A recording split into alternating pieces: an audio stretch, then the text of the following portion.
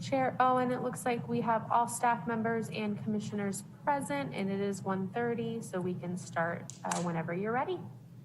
Thank you. So first I want to start with some housekeeping, which is to remind commissioners to keep their audio on mute unless they're speaking. Commissioners other than the chair can mute themselves. Staff will remain muted until needing to speak. All members of the public join the meeting. You will be participating as an attendee. Your microphone and camera will be muted. Only today's panelists will be viewed during the meeting. If you are calling in from a telephone and choose to speak during the public comments portion of today's agenda, for privacy concerns, the host will be renaming your viewable phone number to resident in the last 4 digits of your phone number. And as a reminder, the City of Santa Rosa is committed to creating a safe and inclusive environment free from disruption. We will not tolerate any hateful speech or actions and are well-staffed to monitor that everyone is participating respectfully or they will be removed. If necessary, we will immediately end the meeting. Clerk, can you please explain how public comments will be heard at today's meeting? Of course. At each agenda item, the item is presented. The chair will ask for Housing Authority member comments and then open it up for public comment. The host in Zoom will be lowering all hands until public comment is open for the agenda item.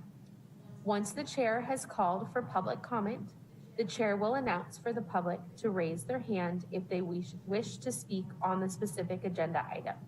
If you are calling in to listen to the meeting audibly, you can dial *9 to raise your hand. The host will then call on the public who have raised their hands. Public comment will be limited to 3 minutes, and a timer will appear on the screen for the commission and public to see. Once all live public comments have been heard, the meeting host will read email public comments.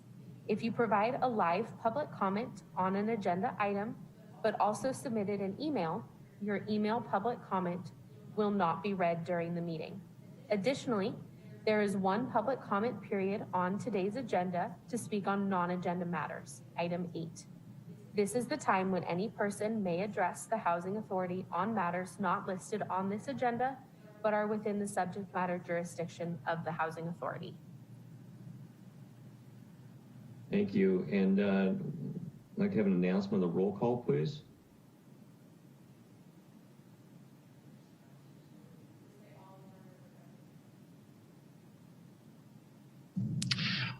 All members of the commission are present.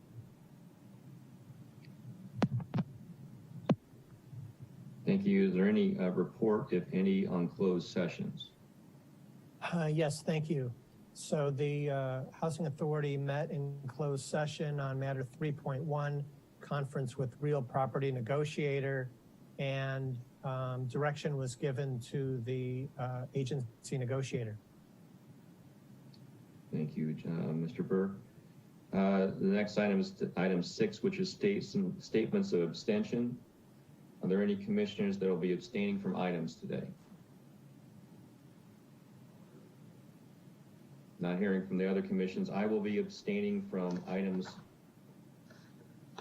reporting items of 14, just one moment. 14.1 and 14.2. My work with Exchange Bank in working with their affordable housing clients precludes me from being part of that discussion, and so therefore I am abstaining from those 2 items. And at that time, I will be getting off this call and handing over the reins to a Vice Chair Test. Chairman Owen. Yes, Steve Burke here. Commissioner Burke. I will not be abstaining from any item on the agenda today, but I did want to say that I explored a question that I had with Jeff Burke in the City Attorney's Office, and it has to do with the question involved the fact that I serve as the president of a nonprofit board that owns Vigilite Senior Apartments in Santa Rosa, and the board, Vigilite board, has a contract currently with Burbank Housing, their management corporation arm, and also we're in a purchase agreement with PEP for them to purchase that property, and that the process that led to that started with the solicitation for proposals in 2020, kind of midway through 2020. And from the several proposals that were received, the board chose PEP to purchase, and so we're in the purchase agreement phase. The sale has not been completed. So I received no income being a member of the nonprofit board. And after discussions with Jeff Burke, I determined that I could participate in a fair and unbiased manner in the items all items on today's agenda, including 14.1 and 14.2. So I just wanted to, for transparency's sake, provide that information. Thank you. Thank you, Commissioner Burke, and for the clarification and also restating that you worked with the City Attorney's Office to come to that determination. So I appreciate that. The next item is item 7, which is a study session. My understanding is that there is no study session. And therefore we move to item 8, which is public items on non-agenda items. We're now taking public comments on item 8, non-agenda items. This is the time when any person may address the Housing Authority on matters not listed on this agenda, which are within the subject matter jurisdiction of the Housing Authority. If you wish to make a comment via Zoom, please raise your hand. If you are dialing in via telephone, please dial *9 to raise your hand. And I will turn over to our clerk for this process. Thank you, Chair Owen. A countdown timer will appear for the convenience of the speaker and viewers. The first speaker will be acknowledged and invited to speak. Please make sure to unmute yourself when you are invited to do so. Your microphone will be muted at the end of that countdown or at the conclusion of your comment.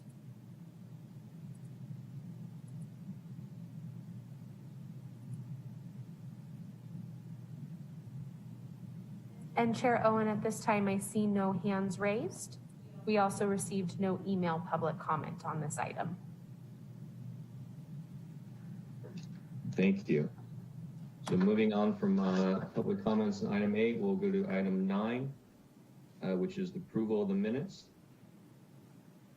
And my understanding is that there's no vote that needs to happen for the approval of the December 14th minutes.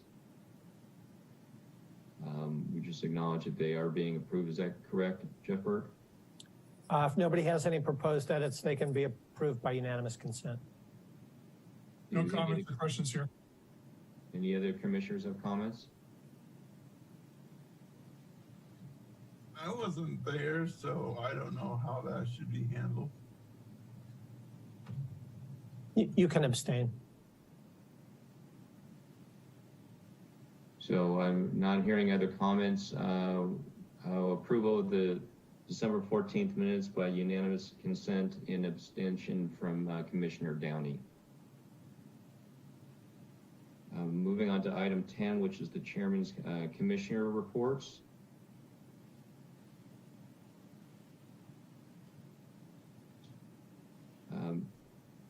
Are there any Chair or Commissioner reports at this time?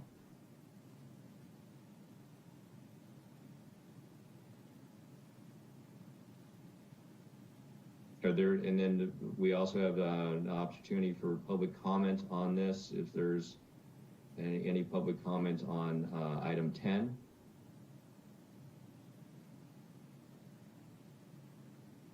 Ask the clerk if there's any public comment. I see no hands raised, Chair Owen, and we received no email public comment. Thank you very much. Similar on item 11, which is the committee reports. Are asked for in their committee reports at this time.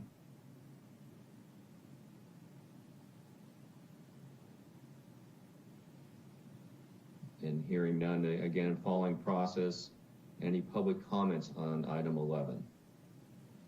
Ask the clerk if there's any public comment. I see no hands raised, Chair Owen. We also received no email public comment.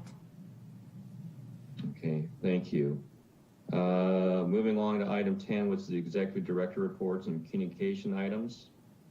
So is there any executive director reports? Good afternoon, Chair Owen. I am Megan Bassinger, Interim Director of Housing and Community Services. Item 12.1 on the executive director and communications are the notification that we are accepting applications for Housing Authority Commissioner vacancies. The Housing Authority is now accepting applications for 2 commissioner vacancies. The applications can be found online. There is a link in the agenda if there are interested parties that are listening or watching. And a hard copy can be obtained if you contact Steve Brown at 707-543-4310. And just for the public's benefit, the purpose of the Housing Authority is to ensure adequate, decent, safe, and sanitary housing for qualified people within Santa Rosa, consistent with federal, state, and local laws. The Housing Authority primarily consists of the Santa Rosa Housing Trust and rental assistance programs, both of which are responsible for providing quality and affordability. The members of the Housing Authority commit funds to developers for new affordable units, administer contracts with developers for units pursuant to the city's housing allocation plan, and provide rental assistance to approximately 2,000 families with funds that are provided by the U.S. Department of Housing and Urban Development. In addition to the 2 commissioner vacancies, the Section 8 Housing Choice Voucher Program is also soliciting for tenant commissioners. We have 2 tenant commissioners that are selected from our participants, and that inquiry is currently being conducted, and we are hopeful we'll have some new tenant commissioners in the near future. I'd be happy to answer any questions. Any questions from commissioners?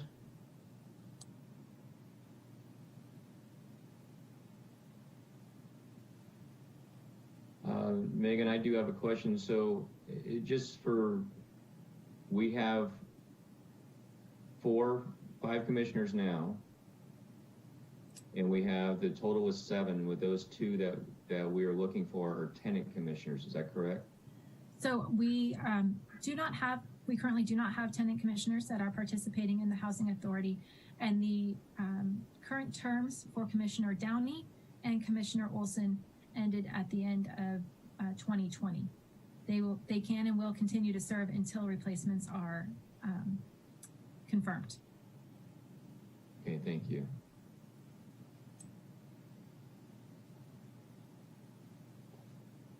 Moving on to item 12.2, and I'll again turn it over to Megan to read and present item 12.2. 12.2 is the Housing Authority Fiscal Year 2020-2021 First Quarter Financial Report. The report will be presented by Kate Goldfine, Administrative Services Officer. Good afternoon, Commissioners. This is Kate Goldfine, Administrative Services Officer. This is a communication item that's given for your information, so I don't have a presentation, but I'm happy to answer any questions you may have.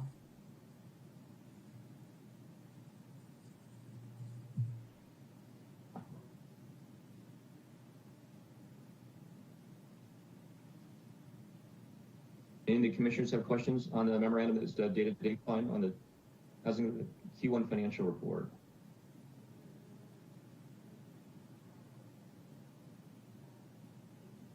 Hearing none, Kate, I do have some questions. So this is the period for July 1 to September 31st quarter? Correct. And the items that you are showing in budget and expended, so that what you are showing is the annual budget item? Correct. So the current budget is the annual budget, the amount you designated for that purpose, and then the dollar amount expended and dollar amount committed. So expended is what's actually been spent, and committed is what has been, in general, committed to developers for affordable housing projects, but we do have some other encumbrances in there. The vast majority is loan product. So the housing assistance payments, the voucher program, is that's the $32.4 million for the budget? Is that correct? Correct. So normally, if we were looking at that being on a straight line basis in the first quarter, we would have 75% remaining, but we have 79% remaining. Is there a reason why it doesn't run on a straight line basis, or was there not as much money expended in the first quarter that you anticipated? So the budget is dependent on every voucher being filled, every voucher being leased up and expended at a certain amount. And we generally don't have all vouchers leased up. So with a client in a unit every month of every year. In general, it's the HUD that Rebecca may need to step in here, but in general, we don't run, our HUD VASH clients are not leased up at 100%. So that's in general the reason that we are lower than our exact budgeted expenditure. Does that make sense? Yeah, so the $32 million, that is the amount that HUD has provided for the year? Yes. That is the amount that we have budgeted for the year. That is our best guess of what we think our amount of vouchers will expend during the year. HUD is similar to that amount, but they give us our money on based on our actual expenses looking back to prior months. So this is our best estimate of what that amount is going to be during the year. And it may differ slightly depending on what we actually spend.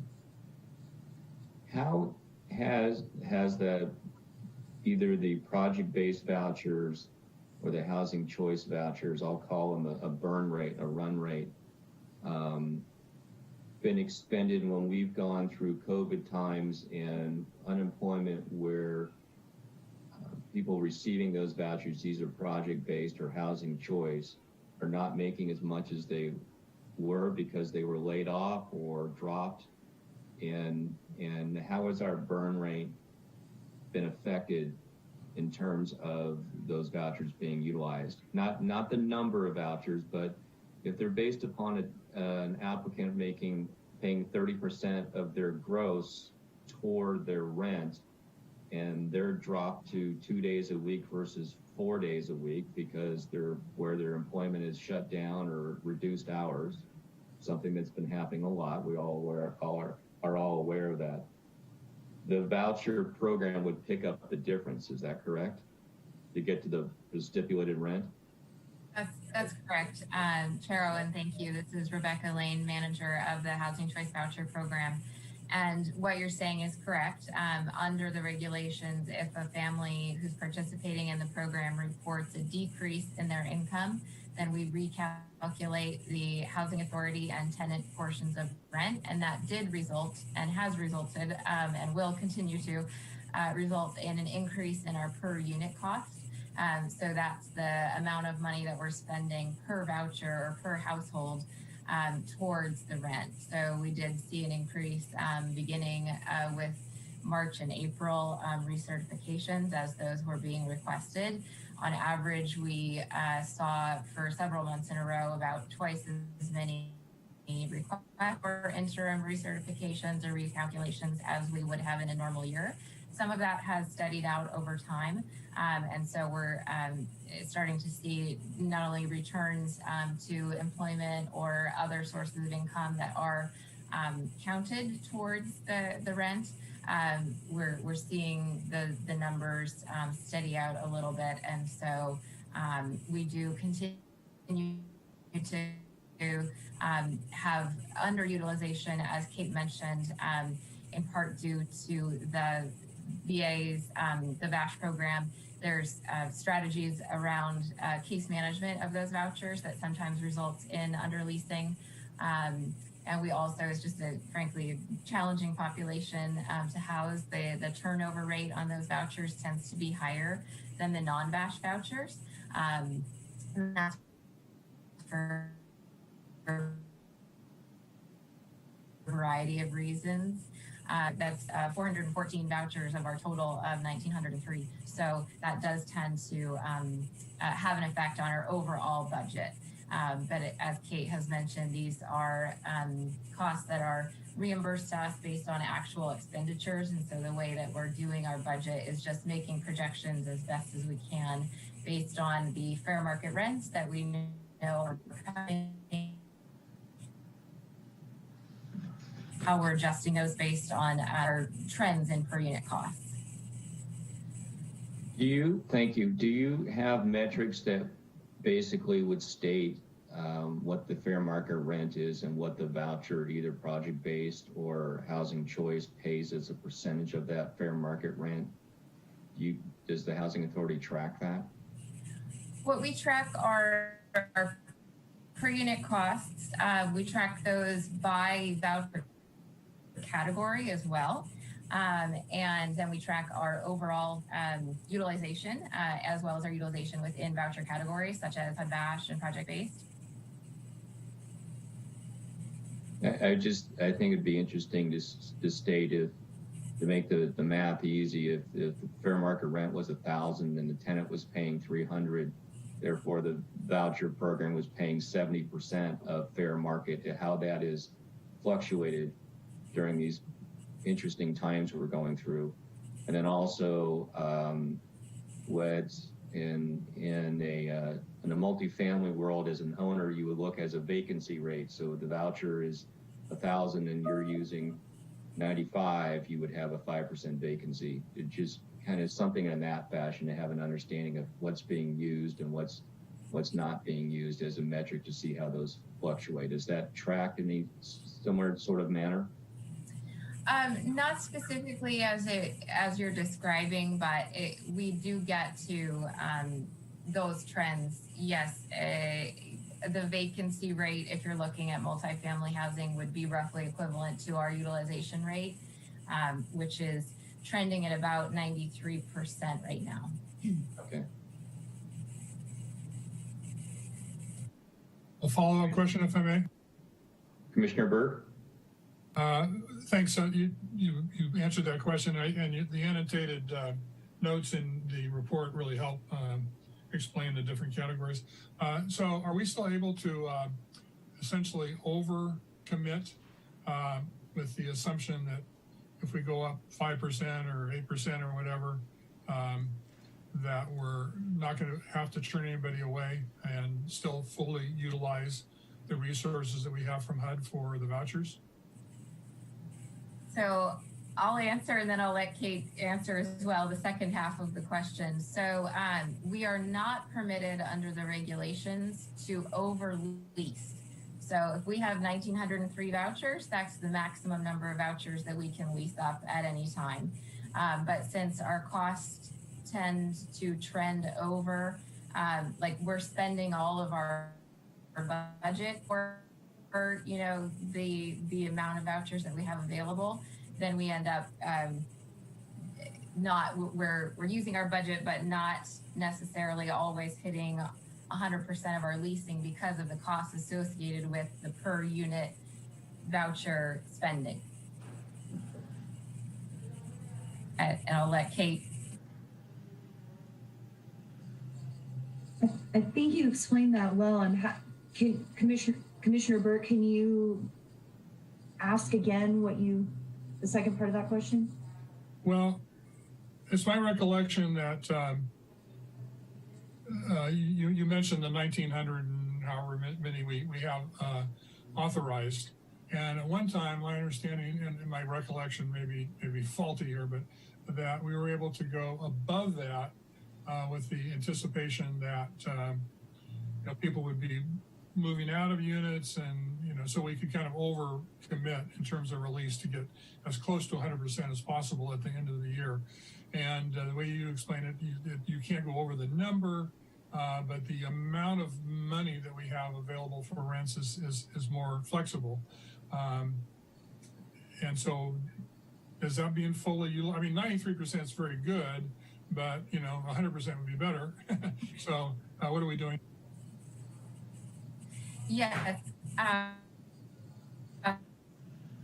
So when I say that we can't go over the 1,903 vouchers that we have under contract with HUD, that's looking at a calendar year or a fiscal year basis. And so these are numbers that we track on at least a monthly basis, and often it's more frequently than that, so that we can determine if we should issue new vouchers, how many vouchers we should issue if we're doing that, and what our continued costs are based on predictions like how long it takes a new family to lease up onto the program once they receive their voucher. So there's a lot of different metrics that we track in order to make sure that we are hitting both the leasing and the spending targets at the right level.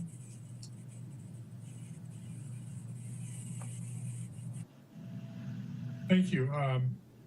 And I assume that has the trend been good in terms of utilization? I mean, are we kind of at a high point, or where are we, over the last couple of years? Over the last couple of years, it has been lower utilization as a result of higher costs, because the per unit costs have been trending higher than the fair market rents. We are able to make some adjustments based on that, but over the last few years, we have not been able to utilize all of the vouchers that we have available because of limits on the budget side. And those are corrections that we can make, but it happens very slowly over time, as Kate described, because we're reimbursed for our actual costs. So as we're making these adjustments,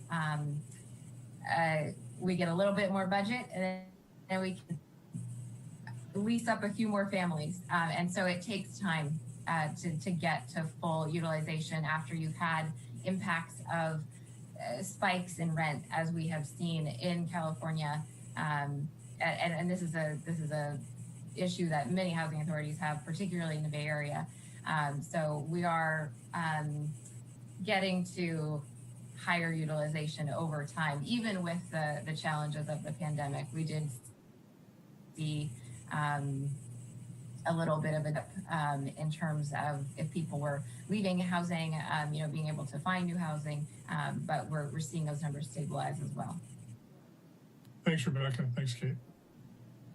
Commissioner Downey, you have a question? Yeah, my question is, how close to fair market value are landlords making by accepting Section 8 vouchers, or are landlords having to take a discount to accept Section 8 voucher holders? No, at this point, we're actually feeling quite good about our rates. Our payment standards is the local adjustments that we make to the HUD fair market rents. So at this point, we're using 110% of the fair market rents to project our payment standards. And we are seeing that those are trending with the actual market rents that we track here for the city of Santa Rosa. So we're right in line with them.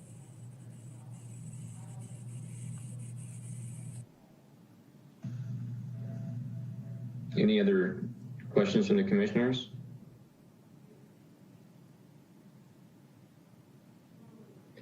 I do have a question on the funding sources. This is page 2, the memorandum that was put through. So one of the items that happens is when there's a deed signed by or recorded, a fee gets paid for housing anytime there's a real estate transaction. Is that in the funding sources figure someplace? And maybe Megan, you can maybe answer. You're on mute. There you go. We all do it. It's fine. I know, right? There are two sources. So there's the real property transfer tax, which comes to the housing authority's budget as a transfer from the city's general fund. So that comes into the resources that are made available to the housing trust and also to homeless. And you'll see that just built into the loan products line item. And then the other source is statewide, the SB2 funding. And that will be coming to the housing authority, hopefully in the near future, in terms of an allocation. So we'll receive what the state has identified as an entitlement allocation. And I believe off the top of my head, it's about $700,000 a year. The money that goes from the transfer tax to this, it goes in the general fund first and then to the housing authority? That's correct. So you can see it, it's a transfer in. So it's towards the, is that the number? That is. And that, go ahead. That transfer in number is that 100% of the tax, or what percentage is that from the general, what's received in the general fund? So the city council has a policy which raises the amount of the real property transfer tax that goes to housing and homeless services. And so this year, between housing and homeless services, we got 35%. Homeless services got a greater portion of that than the housing authority this year, based on the city's needs and the council's goals, with homelessness being a top goal. So I can look up, it may take me a few minutes, of that 35%, how much went to housing and how much went to homeless. It would just take me a few minutes to find that if you would like to wait, or I can tell you next month. That's fine. So of the transfer tax, 35% was transferred in? Yes, to homeless and housing, and you're only seeing the housing. The housing side. So that 286 is a portion of 35%. Right. Okay. Yeah, it's just something I was interested in. If you want to present it here, or you can send it to me separate. That would be interesting. Just would take me maybe 5 minutes to look up, a little less. I'm sure it's buried someplace. That's fine. But thank you. I'd also be interested in seeing that. Yeah. Okay. Yeah, if you could, that would be helpful. And probably for our next meeting. Well, also, if I can interject, at our next meeting in February, I believe we have a budget study session. So Kate Goldfein will be diving much deeper into the budget, and that'll be a great opportunity to highlight the resources that we anticipate coming to the Housing Authority in fiscal year 21-22. Perfect. We'll deal with it at that point. Thank you.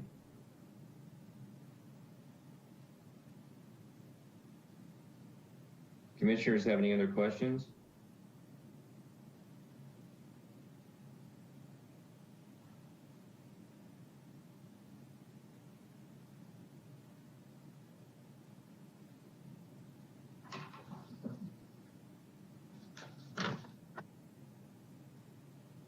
I want to see if this is where you can open it up for public comment on item 12.2.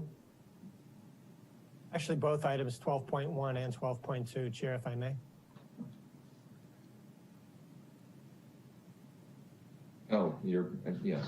So if we can, any public comment?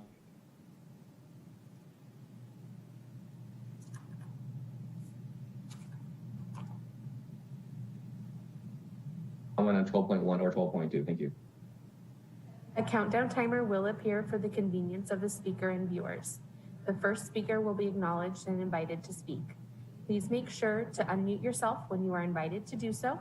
Your microphone will be muted at the end of that countdown or at the conclusion of your comment. Chair Owen, at this time, I see no hands raised, and we received no email public comment on 12.1 or 12.2. Thank you very much. The next item on the agenda is item 13, which is consent items, and there are no consent items. And now we're moving to item 14, which are the report items, and I have to recuse myself on 14.1 and 14.2, and I turn it over to the very capable hands of Vice Chair Test. And thank you, everyone. And Megan, congratulations on your first meeting running everything. Well done.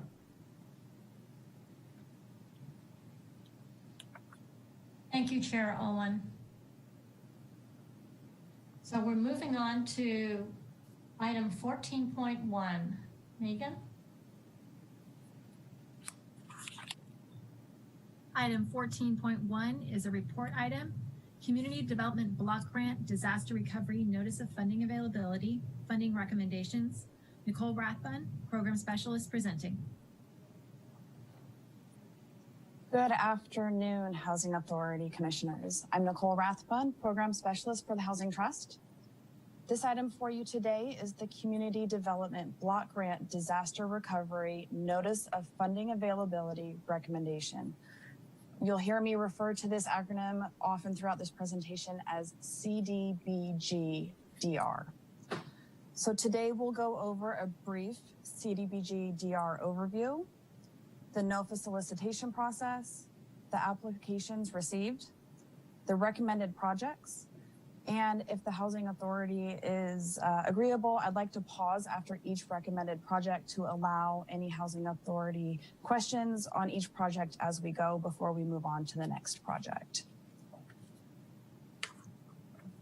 Kaylee, next slide, please.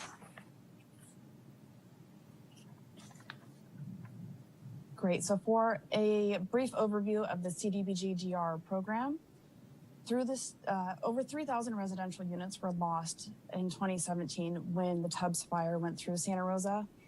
In response to this, the U.S. Department of Housing and Urban Development, or HUD, allocated CDBG-DR funds to the state, which is the California Department of Housing and Community Development, or HCD.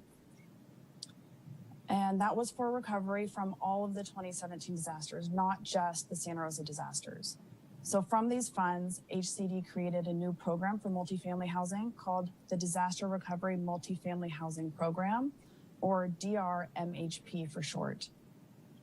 So through the state's action plan adopted by HUD, Santa Rosa was identified for up to approximately $38.5 million for affordable housing in Santa Rosa. Next slide, please.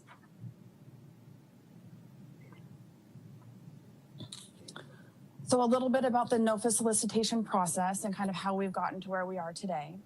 The City Council met on October 13th and approved a standard agreement or a grant agreement with HCD and delegated program administration to the Housing Authority to oversee the program, and that's why we're in front of you today. Over the next couple of weeks after October 13th, staff drafted the solicitation materials and obtained HCD's approval and published the Notice of Funding Availability, or NOFA, on November 3rd. Applications were due from this NOFA on December 3rd, and the NOFA also is included here today as attachment 1 to the staff report for you to review if you'd like. The Joint Ad Hoc Committee met on January 11th and the 14th to review the applications received. And today we are asking the Housing Authority to make a funding recommendation and direct staff to submit the recommended projects to HCD for approval. Again, with this project or with this program being administered from HCD to the Housing Authority, there is an additional layer of approvals for the projects that are deemed to go forward. After the project applications are submitted to HCD, HCD then has 60 days to make a funding decision. We anticipate that timeline to be shorter. However, 60 days is the benchmark that we have moving forward. Next slide, please. So the NOFA summary. Here we'll just go over the high points of the NOFA that was drafted. Most of the criteria was set by HCD, so staff had limited other influences on this process. The NOFA was issued on November 3rd and due December 3rd. In 2020, we had $38,353,107 of CDBG-DR funds available through this NOFA into the community. The selection criteria was derived directly from HCD's DRMHP Development Application Review and Underwriting Checklist. Those are public-facing documents on the HCD website.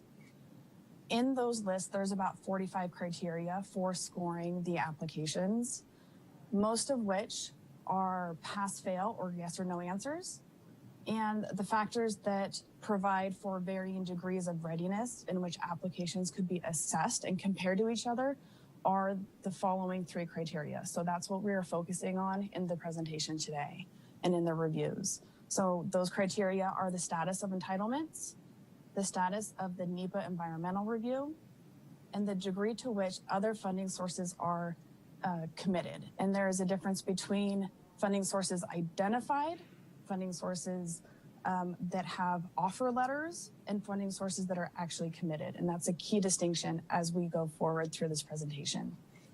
Other factors that are considered are the total development cost per unit and the estimated construction start date and project completion. We're really focusing on project readiness and wanting to get these units in the community as quickly as possible.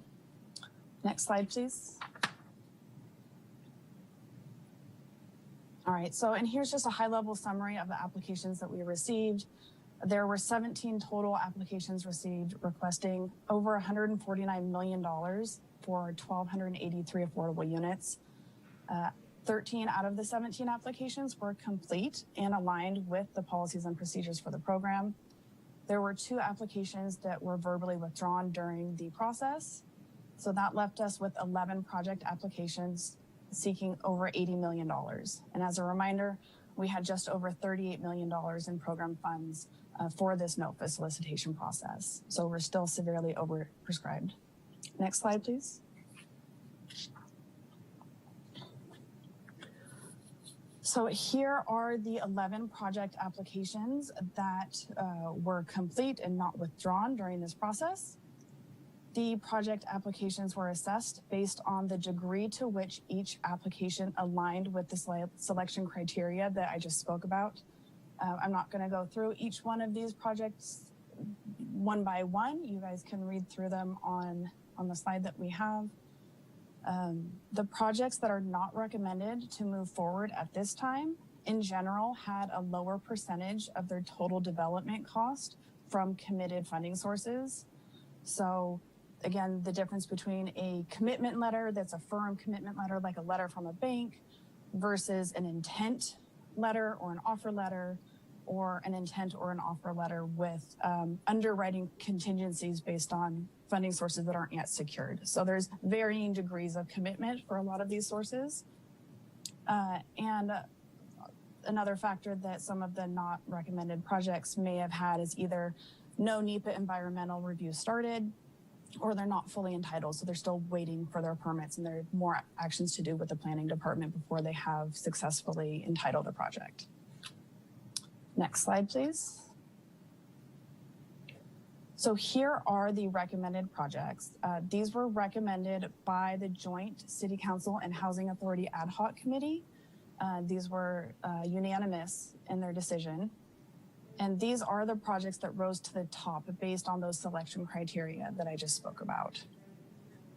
We've got the Mendocino Avenue project at 3575 Mendocino, the Caritas Homes project, the Cannery at Railroad Square, Burbank Avenue Apartments, and the Linda Tunis Senior Apartments. Next slide, please. So at this point, I'll be going into a brief overview of each of the recommended projects. I'd like to pause after each one and allow any clarifying questions. We do have developers on the line if there's any additional clarifying questions that we need to ask for these 5 recommended projects. So to start, we have 3575 Mendocino Avenue, Phase 1. The developer is BRJE Phase 1 Housing Partners LP. This is an LP that was created for this project.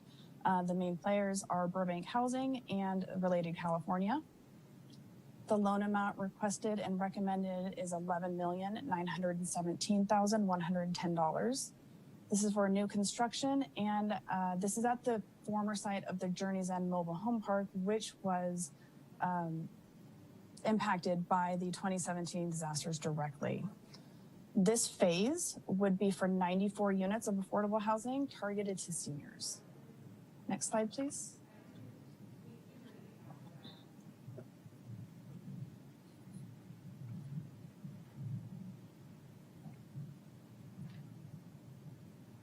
Can we go to the next slide, please? Great, thank you. And the affordability mix on this project is in front of you, so you can review 13 of the units for extremely low income, 56 units at the 50% AMI level, and 24 at the 60% of area median income levels with the one unrestricted manager's unit. The majority of the units are 1-bedroom units, with 4 being 2-bedroom units. Next slide, please. So here we have the benefits of the project and factors that were taken into consideration when the application was reviewed by the ad hoc committee.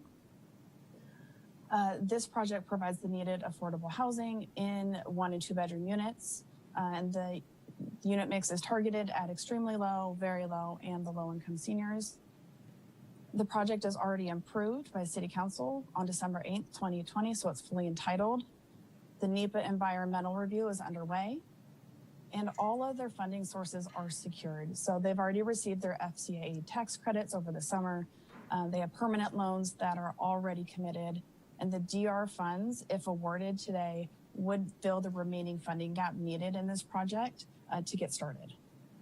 Construction would start by September 2021 for the project if awarded today. Next slide, please. So here we just have an aerial of the project site at 3575 Mendocino Avenue. And I would like to pause here for any questions so far about this project before we move on to the next.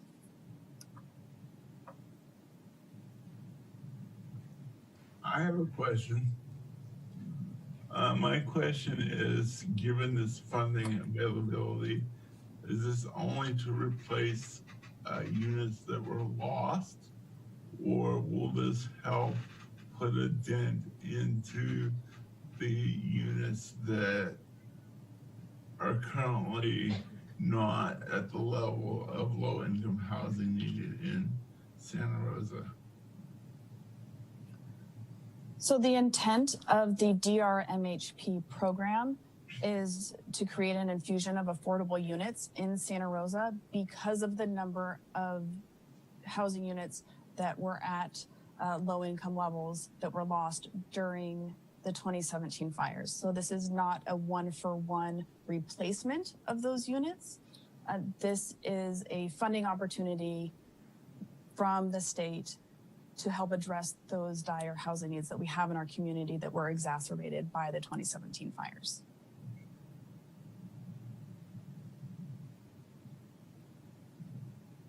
Nicole, we have Larry Florin with Burbank Housing that I believe has further follow-up.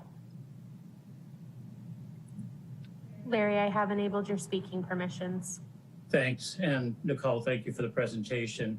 Commissioner, I think to answer your question, the ultimate project will have 162 units of affordable housing on the site. This is the first phase, which is 94 units. The 162 does replace 162 mobile homes that were destroyed or left not able to be occupied. There is a market rate project which we're not connected to so that's 2.5 acres of the 13 acres. The other 11 acres will have market rate housing. The site owner is in the process of identifying a market rate developer. That will be an additional, say 400 units or a little under 400 units. So the total would be 530 units on the site between both the market rate and the affordable once it's developed. Were there any other questions from the Housing Authority Board before we move on to the next project? I'd just like to make a comment. I believe what's before us today is the portion of the property just north of Kaiser. Is that correct? Yes, that is correct. Thank you.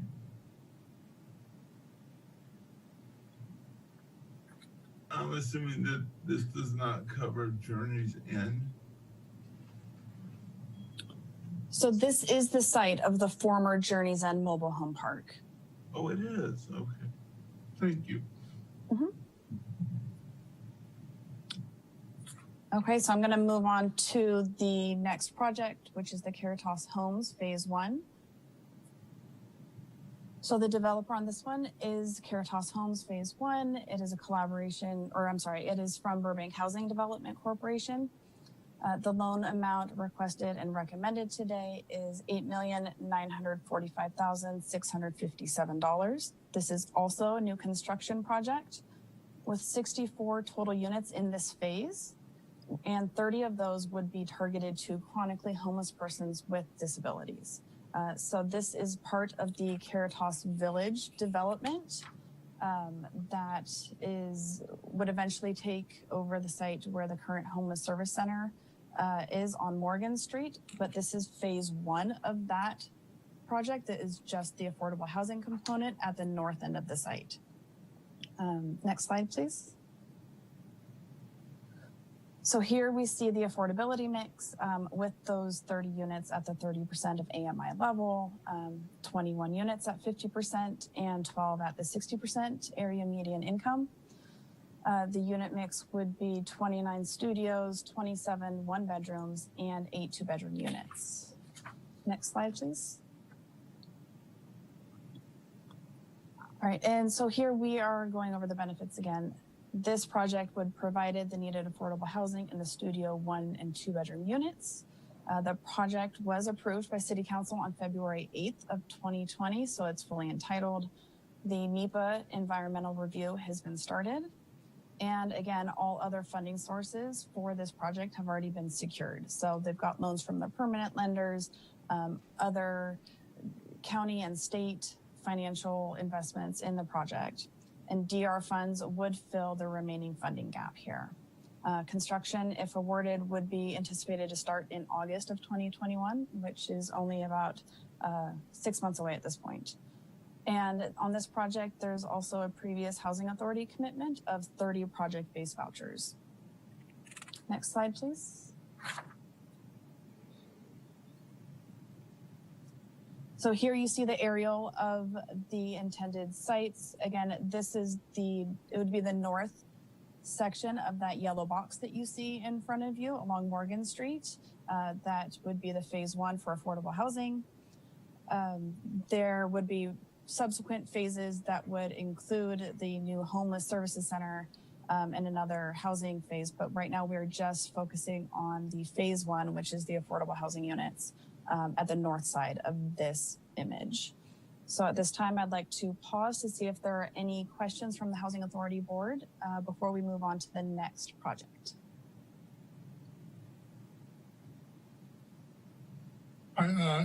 Nicole, I'd just like to add that in addition to the project-based vouchers commitment, the Housing Authority did approve funds for the acquisition of the site.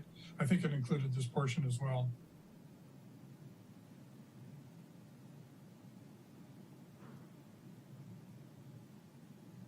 Thanks, Steve. All right, I don't hear any other questions or comments, so I'm going to move forward to the next slide and we will start discussing the cannery at Railroad Square. So this is the John Stewart Company as the developer. The loan amount recommended today is $10,300,000. It is also a new construction project. This one has 129 units, 33 of which would be targeted to formerly homeless families. It's also important to note on this project that after applications were initially reviewed by the ad hoc committee, after applications were initially submitted, there was some change to the 4% tax credit regulations from TCAC, which set a 4% floor for tax credit equity valuation. So, and then based on the ad hoc committee's direction, staff actually went back to this developer to request that they reduce their funding request so that we could potentially recommend the project, and in light of the 4% floor for the tax credit equity. The original request on this project was $13.2 million, and they were able to adjust and revise the amount of the DR requested down by 23% to a $10.3 million request. Next slide, please. And here we have the affordability mix. The split is pretty even between the 30% and 50% units at 33 and 37 respectively, then 58 units at 80% of area median income. This project has only 7 studio units, 48 one-bedroom and 73 two-bedroom units. So we see a larger proportion of the units on the larger side in this project. Next slide, please. And to go over the benefits, this project also provides the needed affordable housing in studio 1 and 2 bedroom units, targeted to extremely low, very low, and the low income households.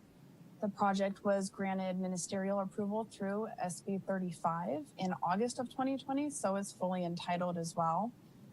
There is the NEPA environmental review that is already underway. And this project is planning on applying for the 4% tax credits that applications are due on February 4th, 2021. Aside from a pending application for tax credits, all other funding sources are secured. The loans from the permanent lenders, prior commitment from the Housing Authority in the amount of $450,000, and other recontributed equity from the developer are committed to the project. So construction, if awarded, would be anticipated to start by October 2021 on this project. Next slide, please. And again, here's the aerial showing the project site on West 3rd. And I would like to pause here for any questions from the Housing Authority Board.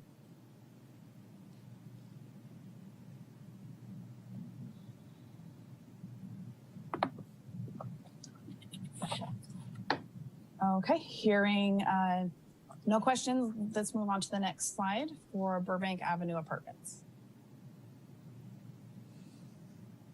Okay, so the developer here for Burbank Avenue Apartments is WSA Burbank Housing Partners, which is a collaboration between Waterstone Residential and Burbank Housing. The loan amount requested and recommended today is $5 million. This is also a new construction project with 64 units. Next slide, please. The affordability mix here is 24 units at 30% AMI, 27 at 50%, and 12 at 60% of area median income. So we've got a deep level of affordability on this project with all units under 60% of AMI. The unit mix is 20 one-bedroom units, 25 two-bedroom units, and 18 three-bedroom units. So this project qualifies for the large family designation with HCD. And this is the only project that we have today in front of you with the three-bedroom units. Next slide, please. So benefits on this project, providing needed affordability for in 1, 2, and 3-bedroom units targeted to extremely low, very low, and low-income households. This project was approved by City Council in June of 2020, so it's fully entitled. Partial funding sources are secured. So the loan from their permanent lender, then their deferred development fee are committed. They are planning on applying for the state's MHP program and tax credits in September 2021. The DR funds would fill the remaining gap.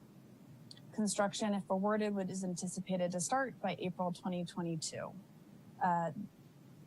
Additional information since the publication of these slides, the developer has engaged a NEPA, so while it is not underway yet, they have engaged their consultant and have a scope of work and are ready to begin that if awarded. And this one has a Housing Authority prior commitment of 12 project-based vouchers. Next slide, please. All right, and here we have the aerial location showing the project potential site at 1780 Burbank Avenue in Santa Rosa. I'd like to pause here for any questions from the Housing Authority Board.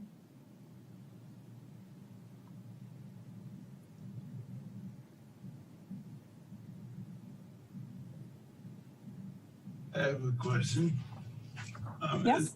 Is there any language in the NOFA application to incentivize local builders and contractors as opposed to relying upon people coming from afar to keep funds in our own community? So there is not that language in the NOFA. These are federal funds, which don't allow for a local preference on the developers. or the financing, so the financing source would not allow a local preference.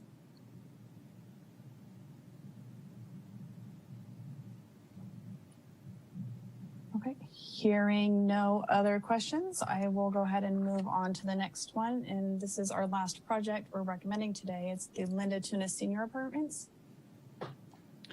Great, so this developer is Caulfield Lane Senior Housing. It is a subsidiary of Petaluma Ecumenical Properties, or PEP Housing. The loan amount today being recommended is $2,190,340. This is for new construction and rehabilitation of the former site of the Scottish Rite Event Center on Highway 12. Highway 12 and Acacia, excuse me. This project is 26 units targeted to seniors, with 5 of those units targeted to formerly homeless seniors. Next slide, please. And here we have the affordability mix. Again, there's a deep level of affordability here with 5 units at 30% of AMI and 20 units at 50% of AMI, with 1 unrestricted manager's unit. All of the units on site here are studio apartment size units. Next slide, please.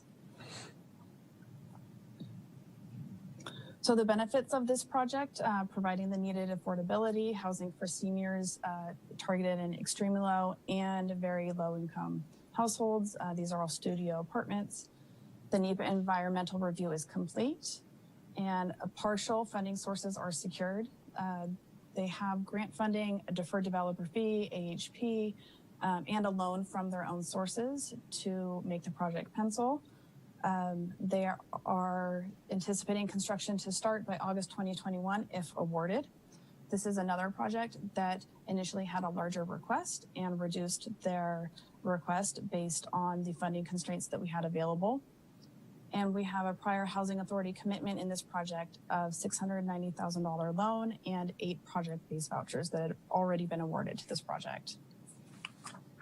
Next slide, please. All right, and here we have the aerial showing the location of this site at the corner of Highway 12 and Acacia Lane. I'd like to pause here for any questions from the Housing Authority Board before we move forward. I have a comment on the Journey's End property. We know ended up in destruction of many of the homes there. And 2 people lost their lives there. One of them was a woman named Linda Tunis. So it's both ironic, but meaningful and honorable that these apartments are named after her. Thank you, yes.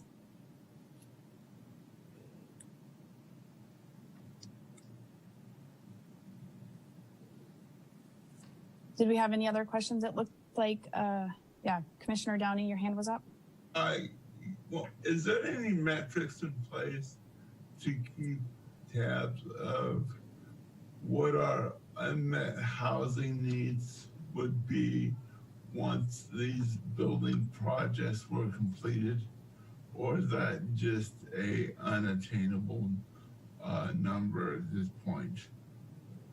So in the city's general plan, there's the Regional Housing Needs Assessment, or the RHNA, that looks at the unmet needs for affordable housing in different categories in Santa Rosa. I believe that was, Megan, jump in here. That was just updated, I believe, for the new general plan. The city is required to report to the California Department of Housing and Community Development on an annual basis their progress meeting the regional housing needs allocation. So we do have a fairly accurate assessment of where we're at based on the allocation. And then also as part of the preparation of the consolidated plan that we are required to prepare and submit to the U.S. Department of Housing and Urban Development, we identify the unmet needs and the cost burden of various populations. And one other factor that we take into account is with each of these applications, we require them to submit a market study, which identifies the potential need for the unit type and how that will be absorbed into the market area. So we're also testing what the need is and how quickly those units will be absorbed into the market. Thank you.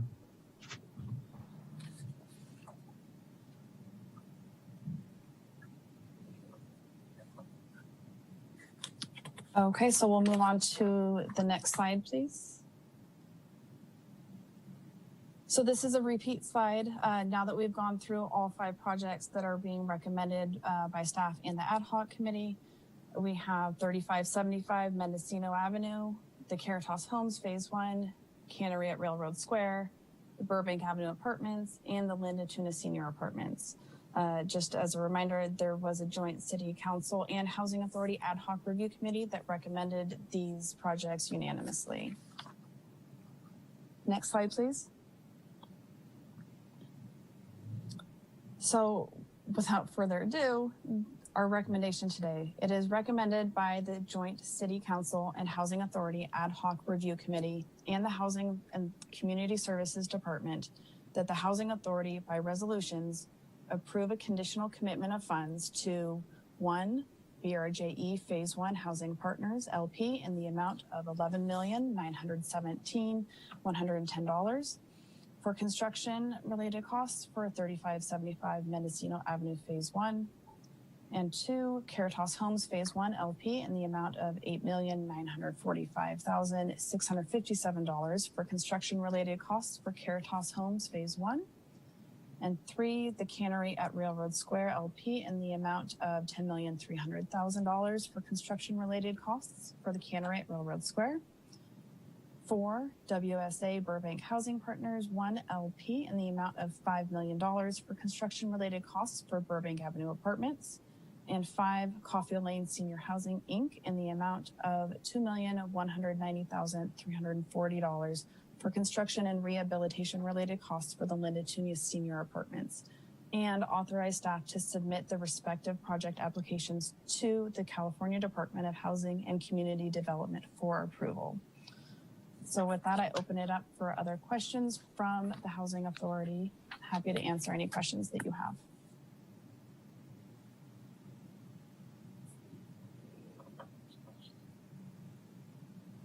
I would just like to make a comment, and that is Steve Burke and myself were on the ad hoc committee that reviewed these projects, along with council members Tom Schmeldham and John Sawyer. And I thank them for their input. And it was long meetings, 2 meetings altogether, and a lot to cover. And Nicole, thank you so much. Thank you. I would just agree with Chair Test, Vice Chair Test comments, and just to add that there was a lot of work that was done between the first meeting and the second meeting that was accomplished in a record time, as well as the entire process. I mean, you know, to have this much money processed so quickly and so expertly, working with very tight deadlines, working with the state of California was just unbelievable. So I just want to extend my thanks to the great work of staff in bringing us to this point. One more question that I have, Nicole, is if this, as we move towards a vote after public comment, what is the process? Do these, does your work then submit these projects? Is it HCD or HUD? Sure. So after today's Housing Authority action, whatever projects are recommended to move forward, staff would then submit new applications to HCD, so to the state. It does require a bit of staff time to submit new applications. It's not just submitting the applications that the developers use to respond to the NOFA. So we will be submitting new applications on the developer's behalf to HCD over the next week is the intent. Thank you.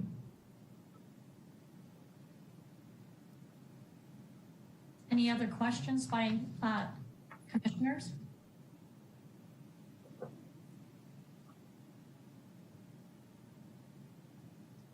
Seeing none, now we will take public comments. This item for 14.1. A countdown timer will appear for the convenience of the speaker and viewers. The first speaker will be acknowledged and invited to speak, Please make sure to unmute yourself when you are invited to do so. Your microphone will be ended of that countdown or at the conclusion of your comment. And as a reminder, if you are a phone-in listener, you can dial *9 to raise your hand. There will be 3 minutes for public comment today.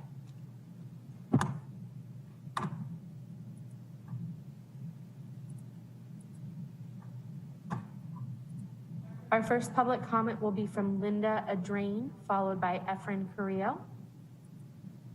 Linda, I have enabled your speaking permissions. Can you see the timer? Hold on one second. Okay. Can you see the timer on your screen? I'm sorry. No, I don't. Okay, I will let you know when your 3 minutes has elapsed. Please identify yourself for public record if you so choose, and your time begins now. Okay, I'm Linda Adrian. I'm calling. I'm probably going to get emotional, so just ignore that. In regards to 3575 Mendocino Avenue, which is Journey's End, where I lived for 25 years. And I really want you to support that because at the moment, I'm still living in a temporary apartment, which is only 320 square feet.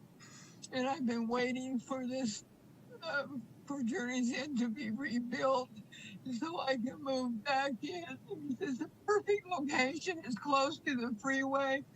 It's close to markets.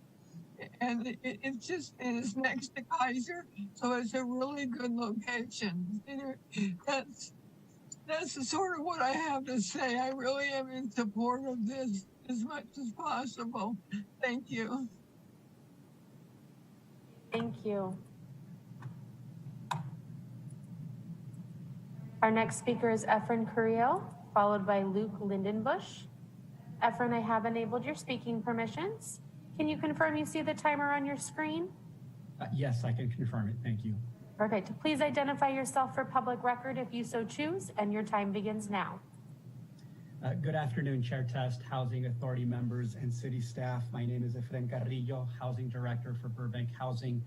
Linda, if you're still on the call, you know we love you and certainly appreciate the continued support along the process that you've had for us for this important rebuild. First, I want to thank and acknowledge your staff, Chair Test, and the tremendous amount of work it took to get to this point, as well as the ad hoc committee members, Burke and Test, and council members Schwedhelm and Sawyer, for your time, your energy, and your due diligence in reviewing all the proposals before you. We are here in strong support of the ad hoc recommendations for consideration this afternoon. This does represent by far the largest one-time investment in recent memory in addressing the city's most pressing issue, and that's housing affordability. At a time when both the wildfires and COVID-19 pandemic have exacerbated the crises and impacted those most vulnerable and facing increased housing challenges, this influx of funds into affordable housing development doesn't only meet one of the city council's top goals, but it truly puts into action housing recovery, actual construction of homes. It alleviates homelessness and charts a path forward towards overall recovery. You've already heard from our CEO, Larry Florin. We are accompanied by Ann Silverberg, CEO of Related California, our partner on 3575 Mendocino Avenue, as well as project manager Karen Massey and Nick Wilder and Andrew Shorfar of Related. Mark Krug, project manager on Caritas Village, is also on the call should there be any follow-up questions from the Housing Authority and or staff. And finally, Peter Scallinger, a partner on Burbank Avenue Apartments, is also here present should there be any specific questions that we can address. In closing, thank you for your time, for your continued focus on housing and housing construction, and acknowledging to Housing Authority member Downey's comments. This is in fact a major step forward in chipping away at the housing units that are needed and demanded, specifically affordable units for the city of Santa Rosa. Thank you, Chair Test. Thank you.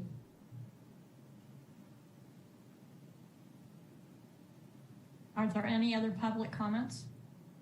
Yes, we have quite a few. I'm just unmuting my microphone. Our next public comment will be from Luke Lindenbush, followed by Jan Lindenthal. Luke, I have enabled your speaking permissions. Can you confirm you see the timer on your screen? Yes, I can. Thank you. Thank you. And good afternoon, Chair Testa and Santa Rosa Housing Authority. My name is Luke Lindenbush, Project and Policy Coordinator with Generation Housing, a recently established Sonoma County housing advocacy organization. I want to first acknowledge that this is not an easy process, so I want to say thank you to everyone on the ad hoc committee who made difficult decisions on how to disperse the funds available, less than half of all those requested. I want to say thank you to Interim Director Basinger and her staff for all of their hard work to meet tight state deadlines. I also want to thank the council for doing a great job expediting this process. And note that this timeline will allow these vital projects to leverage state funding and come to fruition. As stated in Generation Housing's letters of support, 3 projects that we have endorsed have been recommended for funding, and those are Caritas Village, 3575 Mendocino, and the Cannery. Generation Housing supports a process and criteria that prioritizes competitive projects with committed funding sources and construction readiness. All 3 of the projects that we've endorsed meet that criteria. So I want to just take a little bit to say why we endorsed the 3 projects that are before you today. So 3575 Mendocino does justice to the former Journey's End site with a strong proposal for senior housing in close proximity to medical services and amenities. Caritas Village is an innovative model that, upon completion of all phases, will comprehensively address low-income housing needs and modernize a high-volume navigation center downtown. And the Cannery by John Stewart Company will reserve 25% for formerly homeless families and is sited in a smart adjacent priority development area. And with the new Clipper pilot program for lower-income families, these households can access good transit. So this really just is the tip of the iceberg in terms of how exemplary these projects are. And again, I just want to underscore the difficulty of this process and thank staff, the Housing Authority, council, and everyone involved in making sure that this is as thorough as possible and that we can get some of these phenomenal projects breaking ground here in Sonoma County. So thank you very much.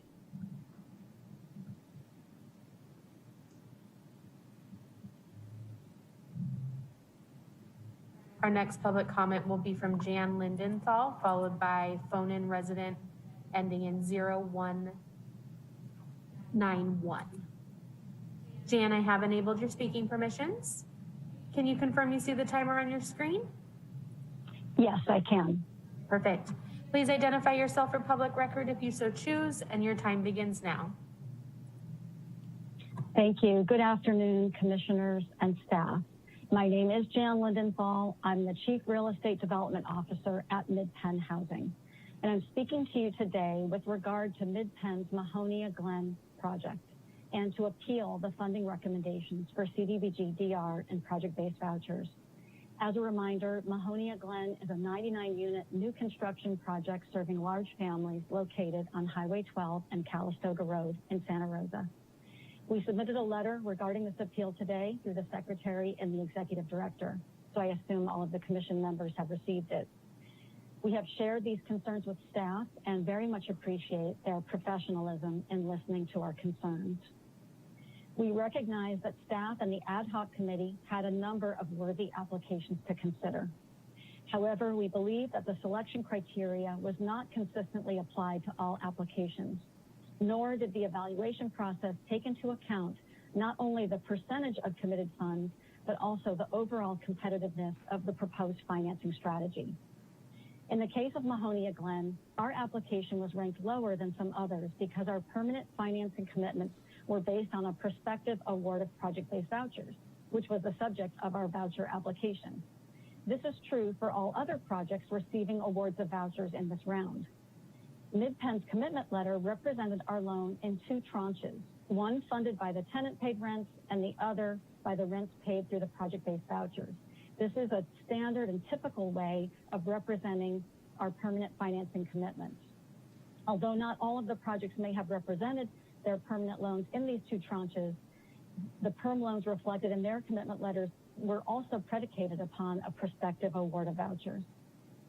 Secondly, the evaluation process did not take into account the relative competitiveness of the financing strategy proposed.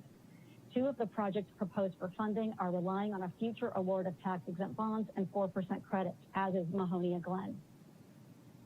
In contrast, Mahonia Glen financing plan relies only on the award of funding we were seeking, CDBG-DR and project-based vouchers. With that in hand, we were preparing to submit an application for 4% tax credits and bonds on February 4th. Mahonia Glen also has the added advantage that none of the other recommended projects do. The project is located in an area the state designates as high resource. Areas that are designated by the state in this way are done so because they have access to quality jobs, education, and ensure deconcentration of poverty. As a result, Mahonia Glen will receive maximum points in the SIDLEC scoring process, ranking it higher than any other project that's being recommended for funding in this competition. For these reasons, we strongly urge the Commission to reevaluate the funding recommendations and make an award of funds to Mahonia Glen. Thank you.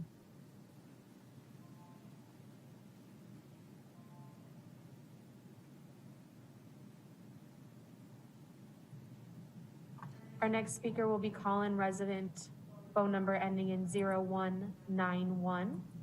I have followed by Peter Schellinger. Phone-in resident, I have enabled your speaking permissions.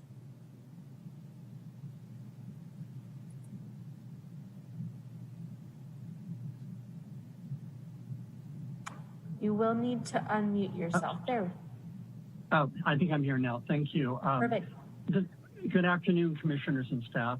This is Don Lusty. I'm the Director of Development, the John Stewart Company, and speaking on agenda item 14.1 with regard to our family affordable project, the Cannery at Railroad Square. We are grateful for the city's commitment to this project and for the leadership of both the Housing Authority and the City Council in publishing this NOFA. It's been a Herculean task, and I also want to thank the city staff who worked extremely hard to keep this NOFA schedule on track. Without the recommended funds, the Cannery at Railroad Square project would not go forward. With these funds, we are well positioned to be successful in our bond tax credit application to the state we're submitting next week on the 4th, allowing us to leverage city funds with significant state resources. Again, we are grateful for the city's commitment to the Cannery project and happy to answer any questions.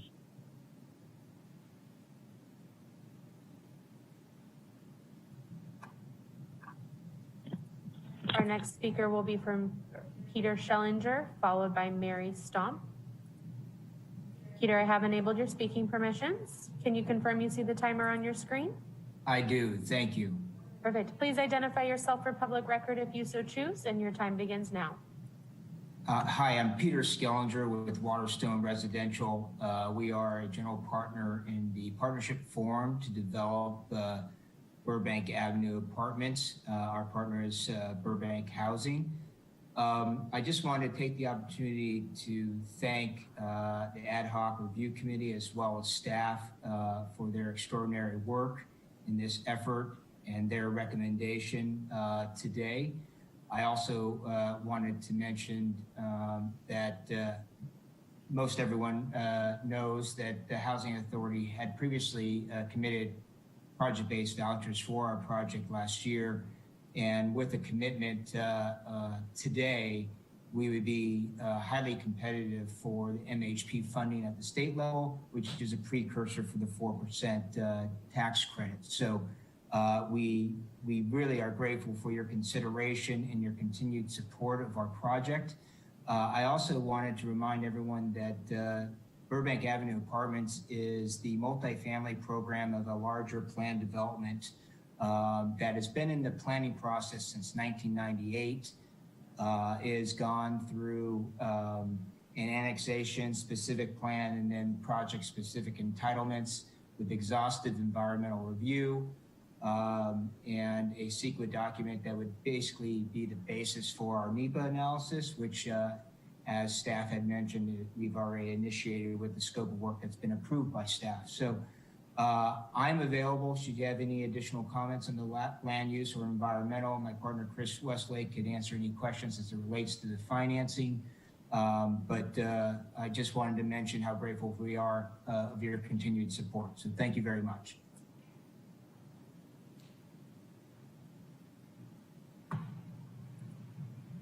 Our next speaker will be Mary Stomp, followed by Christopher J. Lopez. Mary, I have enabled your speaking permissions. Can you confirm you see the timer on your screen? Yes, I can. Perfect. Please identify yourself for public record if you so choose, and your time begins now. Mary Stomp, Executive Director of PEP Housing. I wanted to thank you for supporting the Linda Tunis Senior Housing Project. This is a project that's really been very personal to many of us at PEP because, as was mentioned earlier, we're honoring somebody that died in the fires while our resident manager was busy evacuating residents at our property, Acacia Lane Senior Apartments. She didn't know that there was a fire burning miles away at Journey's End Mobile Home Park. So we really, this is really to honor Linda Tunis and her life. We've had a lot of local support, including local foundations like Kaiser, St. Joseph Health, the Weinberg Foundation, and raised about $3.5 million in support from foundations. The project's too small to receive tax credits, so we had to do something unique in terms of how to fund this project. It's going to serve seniors who are impacted by federally declared disasters like the Tubbs Fire and the Glass Fire. We're really looking forward to starting construction on the project. It's going to be a great asset in the community, and thank you very much for your support of our project. We really appreciate it.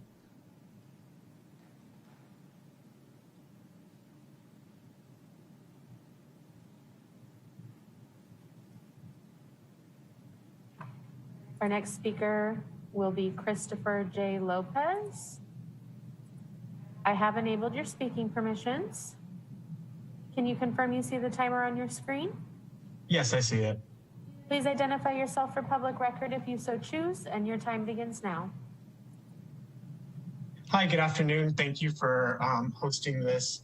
My name is Christopher J. Lopez. I'm a disaster relief attorney with Legal Aid of Sonoma County, and I'm commenting today to state legal aid's official support for the recommended funding going to the 3575 Mendocino Avenue project. Legal Aid of Sonoma County, we are a private nonprofit that for 50 years has been working to advance basic human rights throughout the county and providing free legal services for our low-income and most vulnerable residents here in Sonoma County. In 2017, we started our disaster relief program in response to the fires that destroyed, 2,800 homes throughout the county, including over 160 homes at Journey's End. And since then, the site remains vacant. As we've heard from other people earlier, the residents are still displaced and still in need of housing, adequate housing. And Legal Aid has had to help several of the homeowners from Journey's End recover only a fraction of what they should have been entitled to be able to, either replace their homes or get rehomed again. What we see with this project is that we're going to be creating, a greater amount of low and very low and market rate housing in a location geographically that is close to the highways, that is close to medical services, that will really actually benefit the people who need the low-income housing the most. So Legal Aid is in support of this project and recommends that the funding that has been recommended to by the committee be granted. Thank you.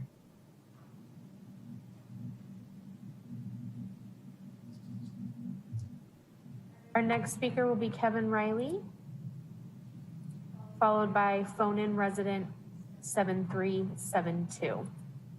Kevin, I have enabled your speaking permissions. Can you confirm you see the timer on your screen? I can see the timer. Thank you very much. Please identify yourself for public record if you so choose, and your time begins now. Thank you. My name is Kevin Riley, and I am a regional representative at Greenbelt Alliance. I would first like to share my sympathies with the lives who were impacted at the former Journey's End neighborhood. Well, Greenbelt Alliance. Greenbelt Alliance, as you may have heard, is an environmental nonprofit that encourages both the protection of open space as well as directing development and growth into our existing communities. We endorse project developments in the Bay Area that help further these goals by providing our own independent validation of smart infill housing, master plans, and mixed-use projects. We emphasize to city commissions such as yours that projects that we feel help provide affordable housing and decrease the effects of climate change by reducing vehicle miles, land use, and greenhouse gas emissions. After careful review, I'm happy to say that Greenbelt Alliance is pleased to endorse the proposed 3575 Mendocino Avenue project, and we urge you to approve their funding request. Given the overlapping climate, housing, and now COVID-19 pandemic crises, it is more important than ever before to make sure that everyone in the Bay Area has a safe place to call home and a short commute to work. This project, located in a fire recovery zone, has an impressive commitment to deep affordability with its 162 senior affordable units and represents 30% affordability for the project. This is the kind of climate smart development that we need in the Bay Area now. We need to meet our housing and fire recovery goals. We need to reduce our greenhouse gas emissions and make sure that local residents are able to grow and thrive in their own communities. This project is a great project, and it addresses all of these concerns. We hope this funding approval and success will inspire cities and communities in the Bay Area to redouble their efforts to grow smartly. Thank you very much to the development team, to the Housing Authority, and the staff for all of your support. Thank you so much.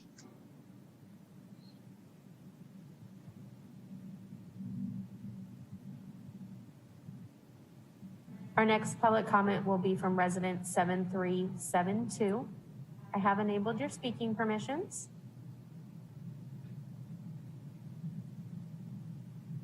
Hello. Hi. Your 3 minutes will begin shortly. I will let you know when your time has expired. Please identify yourself for public record if you so choose, and your time begins now. Thank you. My name is Allie Gaylord. I am the Director of Housing Development for Mid-Penn Housing's North Bay office. Thank you, commissioners and staff, for your review of these projects and for working through each of these really long applications so diligently. I just wanted to underscore that the evaluation process did not take into the account the relative competitiveness of the financing strategies proposed. Two of the projects proposed for funding are relying on a future award of competitive tax-exempt bonds and 4% tax credits, as is Mahonia Glen, which is a Mid-Penn project. As noted by this applicant, the Burbank Apartments, that project is also reliant on a future award of MHP through the state NOVA process. And that state NOVA has been actually delayed. It's not even announced of when it's going to come out this year. And it is very, very competitive to get an award through that program. In the best case scenario, even if Burbank Avenue was awarded MHP this year, they would not start construction until the end of 2022. And I know readiness and getting the units out to the community is a huge goal of this funding. And in contrast, Mahonia Glen would start construction in October of 2021. Mahonia's financing plan relies only on the award of the funding that we're seeking, which is the CDBG, DR, and project-based vouchers. And with that award, we would submit an application for the 4% tax credits and bonds on February 4th. As was already mentioned about Mahonia, is located in a high resource area. So it's the only project that is applying for bonds that the city is recommending that would score the maximum points. So it's the only way that the city can get the bonds. Additionally, the Mahonia Glen is a large family targeted development. So we provide 3-bedroom homes to families in the Rincon Valley School District. As staff mentioned in the presentation, the overall financing changes to the 4% tax credit rate that happened in December should leave projects that are applying for 4% credits oversourced. So there should be CDBG, DR money to spread even further around in different projects. During the process, other projects were asked if they could reduce funding asked to make their projects work, yet Mahonia Glen didn't receive the opportunity to resize our CDBG DR request to see if we could use less funding. For this reason, we strongly urge the Commission to reevaluate the funding recommendation and make an award of funds to Mahonia Glen sufficient to permit us to move forward with our application for bonds and tax credits on February 4th and start construction in October of this year. We've analyzed a variety of different scenarios and can make it work with $7 million and 9 vouchers, or $5.5 million and 15 vouchers. Thank you.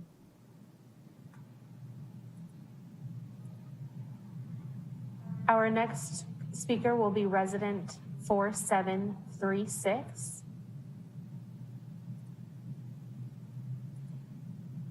I have enabled your speaking permissions.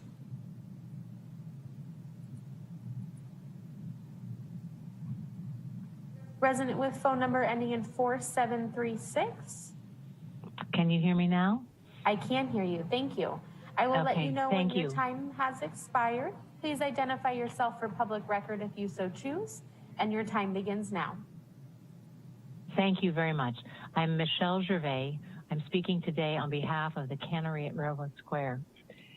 I'm sorry you can't hear directly from John Stewart, the captain of this 21-year odyssey, a gem of an individual and a giant in the affordable housing industry and elsewhere, who passed about a week after this project was re-entitled late last summer.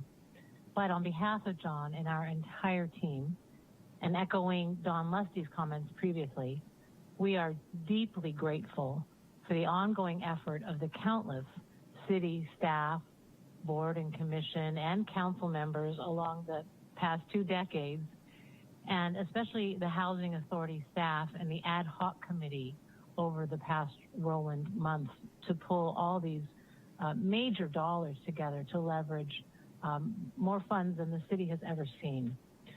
The original vision of the Cannery project, which John and his partners purchased last century, Steve Burke, I know you will remember these days, it still stands as a priority goal for the community and city leaders, which is revitalizing the heart of Santa Rosa and honoring history as we go.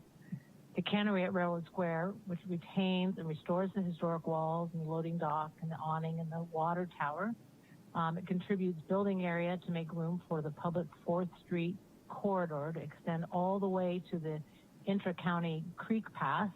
It helps increase riderships and it fulfills a litany of city goals. And most importantly, it provides desperately needed homes for a diverse mix of individuals and families that can take advantage of the CHOPS Teen Center and other downtown services. So it is just so gratifying to see these stars align for the Cannery project and for many other Santa Rosa projects and their future residents.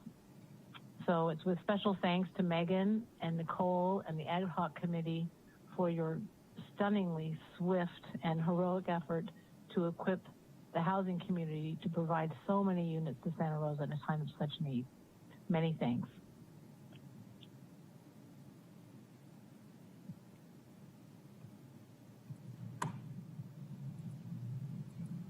Vice Chair Test, that concludes our live public comment, and we received no email public comment on this item. Thank you. So we proceed now. Are any motions to consider? Yes, Chairman Test. I would propose the motion to approve resolution of the Housing Authority of the City of Santa Rosa approving a conditional commitment of disaster recovery multifamily housing program loan funds in the amount of $11,917,110 to BRJE Phase 1 Housing Partners for construction-related costs for 3575 Mendocino Avenue, Phase 1, 3575 Mendocino, Santa Rosa, California, a portion of AP 173-030-001 and loan number 5021-3265-21. So may I, through the chair, if I can just provide a little bit of background to give some clarity to all the commissioners. So the way that this item has been set up is that if the commissioners do want to approve the recommendations or whatever it is that you want to approve, you will need separate resolutions for each of the items. So I just wanted to make sure that was clear. Commissioner Burke was proposing, was making a motion on the first of the items that were recommended. And I just wanted to make sure the commissioners understood how that was going to work. Yes, thank you, Jeff, for pointing that out. And also, motion in a second, then there can be discussion before there's final vote, given the rules, the Rosenberg rules, I believe. Thank you. Is there a second? I'd like to second that.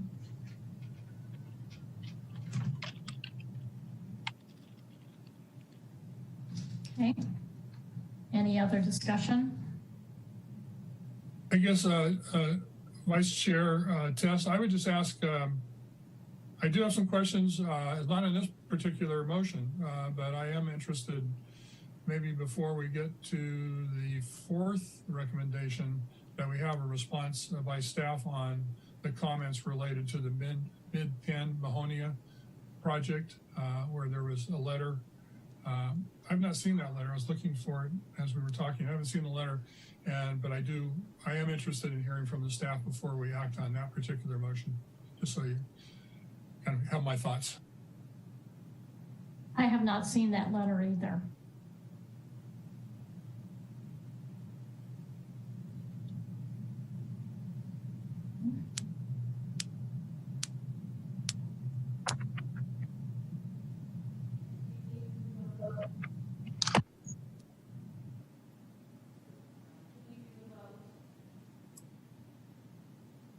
Okay, at this point, I'd like to go ahead and do a roll call vote on the first resolution for the BRJE Phase 1. So, Commissioner Burke? Aye. Commissioner Downey?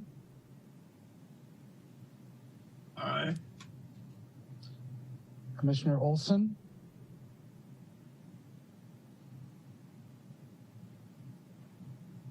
You're muted. Commissioner Olson, could you unmute, please? That's better? Yes, sir. Aye.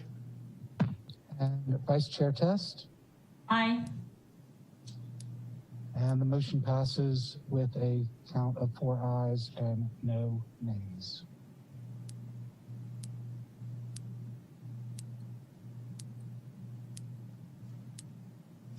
So we would move on to the next motion.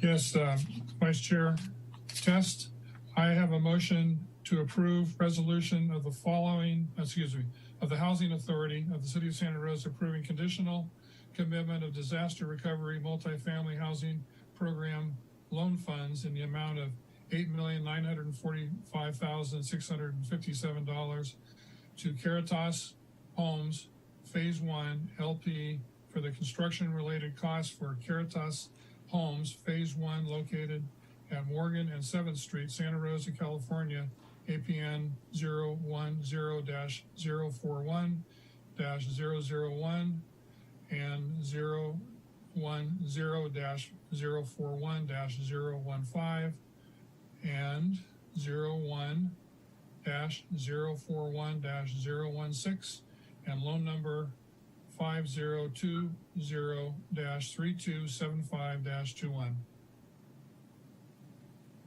Thank you, Commissioner Burke. Do we have a second? I'll second. Thank you, Commissioner Olson.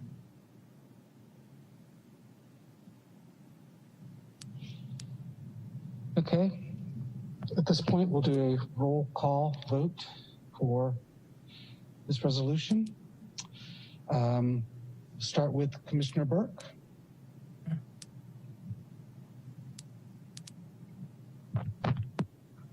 Commissioner Burke, your vote? Aye. Commissioner Downey? Aye. Commissioner Olson? Aye. And Vice Chair Test. Aye. And Chair Owen has will not be voting on this. He's recused from this vote, so it passes with 4 yeas and no nays.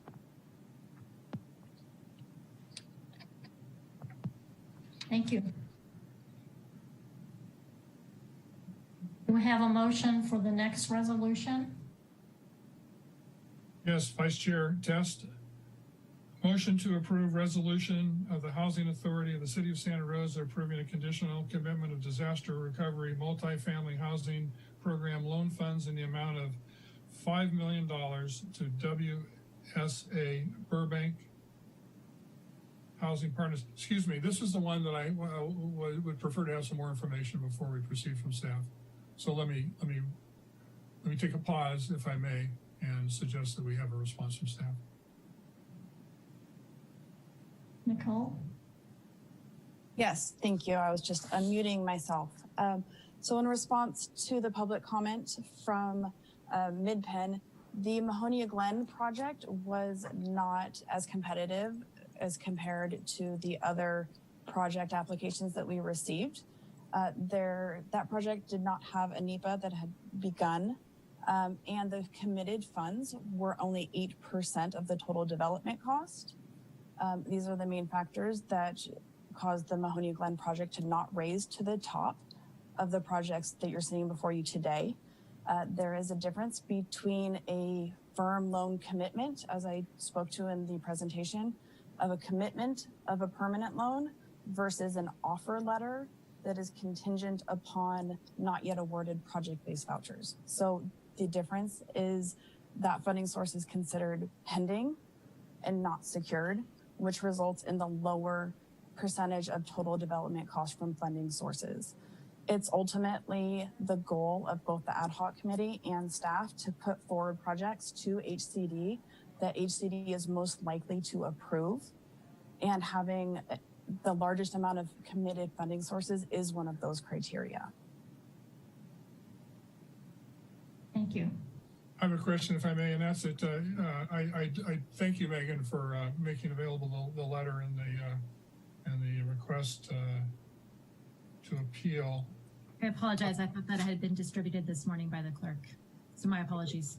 Okay, so you've had a chance to review that letter. I don't know how long it's been in your hands, but it's dated 22nd of January. But you've had a chance to review that, and as part of your response, Megan and Nicole, to why. I mean, just kind of as a follow-up, you've had a chance to review it, and that has been factored into your response just now. Is that correct? That is correct. And just for the record, we received this letter this morning via email. Thank you. That, unless Vice Chair Test, you wish to do something to the well, I guess I can make the motion and we can see if there's a second and have discussion if that's something the Housing Authority wishes to do. Okay, so I'm going to proceed. Thank you. A motion to approve resolution of the Housing Authority of the City of Santa Rosa approving a conditional commitment of the disaster recovery multifamily housing housing program loan funds in the amount of $5 million to WSA Burbank Housing Partners 1 LP for construction related costs for Burbank Avenue Apartments, 1780 Burbank Avenue, Santa Rosa, California, a portion of APN 126-361-003 and loan number 5031-3295-21. Thank you, Commissioner Burke. Do we have a second? I'll second it. Thank you, Commissioner Olson. Okay, we'll go ahead and do a roll count vote on this resolution. I do believe that we skipped by one of the resolutions that we need to go back to. So for the WSA Burbank Housing Partners resolution in the amount of $5 million. Let me go ahead and do the roll call vote for that. And we'll start with Commissioner Burke. Aye. And then Commissioner Downey. Commissioner Downey. Aye. And then Commissioner Olson. Aye. And then Vice Chair Test. Aye. Okay, this motion passes with a count of 4 ayes and 0 nays, with Chair Owen abstaining from the vote. Thank you. Commissioners, if I may, as Clerk Brown mentioned, it appears we skipped over the third resolution, which is the cannery at Railroad Square. That's correct. Do we have a motion on that particular project? I did skip over it. I'm sorry. I'd like to make a motion, if I may.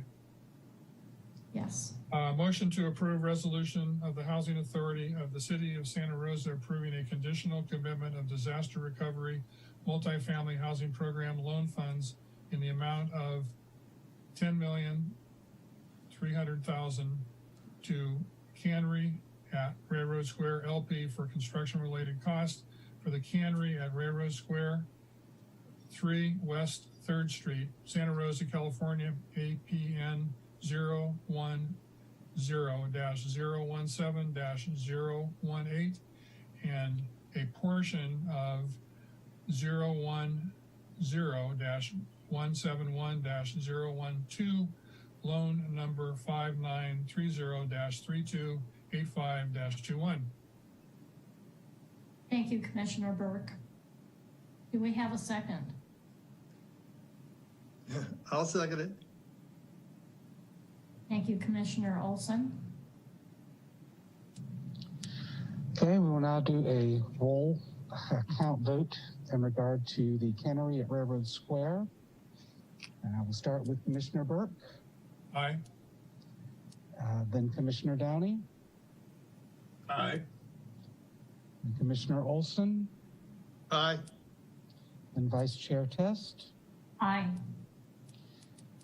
And the motion passes with a count of 4 ayes and no nays, with Chair Owen abstaining from the vote.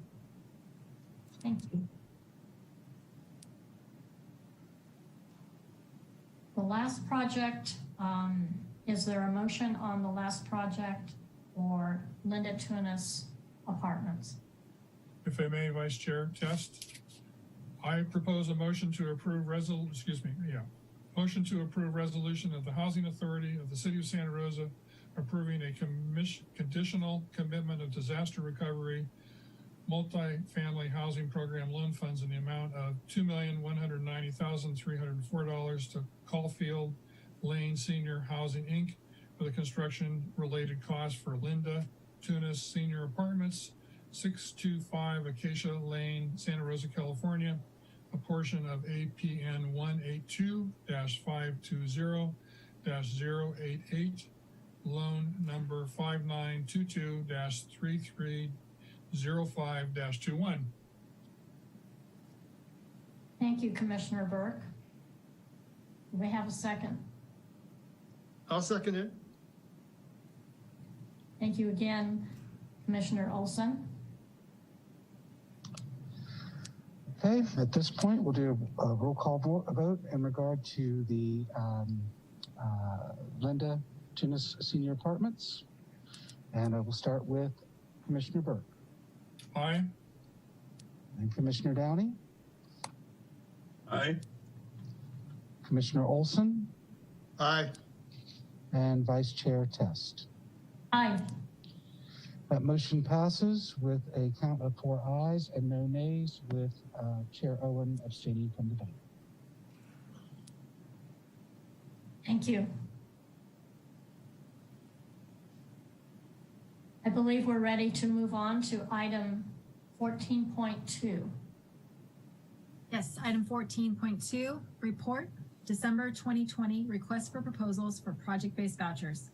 Funding recommendations for 3575 Mendocino Avenue Phase 1, Burbank Avenue Apartments, the Cannery at Railroad Square, Del Nido Apartments, and Linda Tunis Senior Apartments. Rebecca Lane, Housing and Community Services Manager, presenting. Thank you, Megan. And good afternoon, Vice Chair Test and Housing Authority Commissioners. This is Rebecca Lane speaking. I'm the manager of the Housing and Community Services Division overseeing the Housing Choice Voucher Program, which includes the project-based voucher resources. The item I will be presenting today is recommendations for project-based voucher awards under the request for proposals that was released in December of 2020. Next slide, please.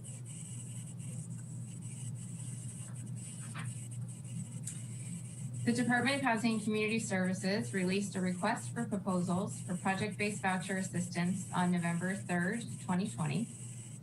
The RFP was released in conjunction with the CDBG DR NOFA that you've just heard about from Nicole. These were released concurrently with the intent to improve the financial feasibility of projects applying for CDBG DR, as well as other competitive financing. The opportunity closed on December 3rd, 2020, and initially requests for over 250 units were received for the 80 units that were made available under the RFP. Next slide, please. The following slides are a summary of the applications that were reviewed by the committee, which consisted of Commissioners Test and Burke. As noted in the staff report, one applicant withdrew a proposal for 17 vouchers during the review process. So I will not read everything on these slides, but as you can see, this is a summary of the this slide here is the first 5 projects. Next slide, please. And there's an additional 6 projects that were reviewed. And next slide, please. And finally, the last 3 projects, these are all listed in alphabetical order by project name. And you can see that accounting for the project that withdrew its proposal for 17, the total number of proposed units that were reviewed were 242 project-based voucher units with a total of 1,211 affordable units. And on this chart, you can also see that some of the projects had received previous allocations, and that changed the percentage of the total project that is proposed to be using project-based voucher resources. Next slide, please. So an ad hoc committee consisting of Commissioners Burke and Test met on January 11th and January 14th to review the proposals, and these reviews resulted in unanimous recommendations for allocations of all of the vouchers that were available under the RFP. The proposals were reviewed in conjunction with the CDBGR NOFA applications in cases where projects sought both resources. The committee evaluated for factors such as project readiness, feasibility, and alignment with the intent of the RFP, as well as features of the project that will support the quality of life for future residents. Next slide, please. So the following slides will summarize the committee's recommendations for the 5 projects, again in alphabetical order. These recommendations, I should note, are also conditional commitments, which are contingent upon the project receiving the funding the project-based vouchers were proposed to leverage, as well as meeting all of the project-based voucher program requirements listed at 24 CFR .983 and PIH Notice 2017-21 and all related HUD requirements. The first project recommended for funding is 3575 Mendocino Avenue. The development partnership is between Related California and Burbank Housing.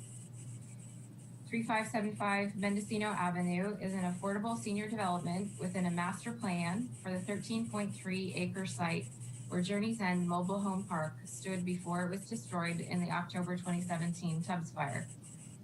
The This project proposes 30 project-based vouchers in 94 units and will provide affordable senior housing to residents displaced by the wildfire and other extremely low, very low, and low-income seniors.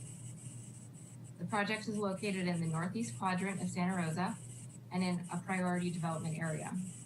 The construction is anticipated to begin in September of 2021. The project will provide a large indoor community space, media room, exercise room, and other community spaces, and will provide on-site services for residents. This project is recommended for an allocation of 30 project-based vouchers. And as Nicole did in the previous presentation, I'll pause here if there's any specific questions about 3575 Mendocino Avenue, and I'm sure we still have project representatives on the line as well.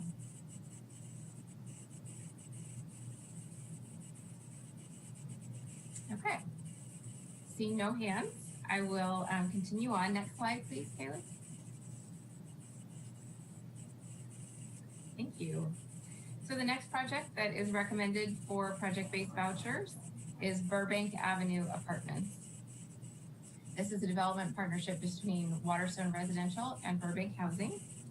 And Burbank Avenue Apartments is a part of a larger site development plan known as the Burbank Avenue subdivision.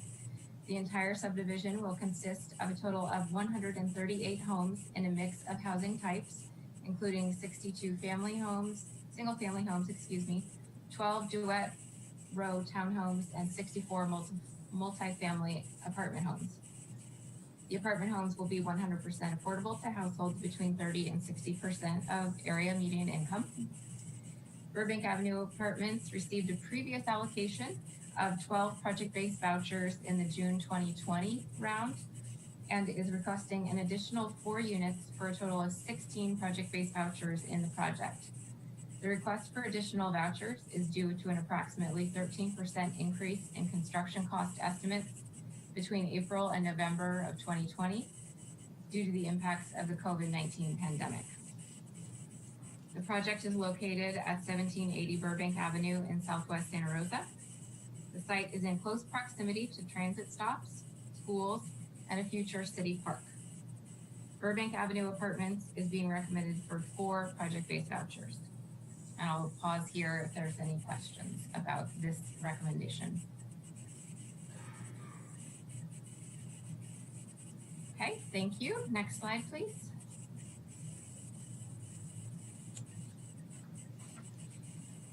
The third project recommended for funding is the Cannery at Railroad Square. The Cannery at Railroad Square is a proposed 6-story building with 7 studios, 48 one-bedroom and 74 two-bedroom units located at 3 West 3rd Street and 60 West 6th Street in Railroad Square, which will incorporate several elements of the original historic cannery building, including the brick wall and the original water tower. The project includes a total of 129 units with 33 project-based voucher units dedicated to formerly homeless families, over 3 one-bedroom, 22 two-bedroom, and 8 three-bedroom units. This project is proposed by the John Stewart Company and is located in the northwest quadrant and adjacent to the Smart Train Railroad Square station. Construction is expected to begin in July of 2021 and be completed by June of 2023. This project is recommended for 33 project-based vouchers. And again, I'll pause for any questions.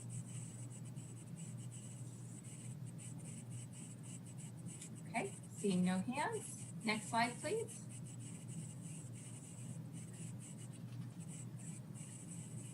The fourth project recommended for funding, for project-based voucher funding, is Del Nido Apartments.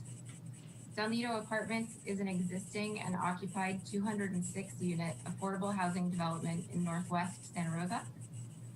Del Nido Apartments was built in 1971 as a market rate development and was converted to affordable in the late 1990s. The property was acquired by Eden Housing in 2012 with the intent of preserving affordability and rehabilitating the buildings and infrastructure of the property. Eden intends to leverage 8 project-based vouchers for 4% tax credits and other debt to continue renovating the property. This project is recommended for 8 project-based vouchers, and I will pause for any questions. I have a question. Sure. In this particular case, if they don't get the funding, the 4% funding, are they going to go ahead and redo the units, or what's going to happen to those units? Well, we certainly hope that they will find alternative funding, but this is the plan is that, yes, they'll use these, the 8 project-based vouchers to leverage debt to make the renovation of the property feasible and more competitive for the tax-exempt bond financing.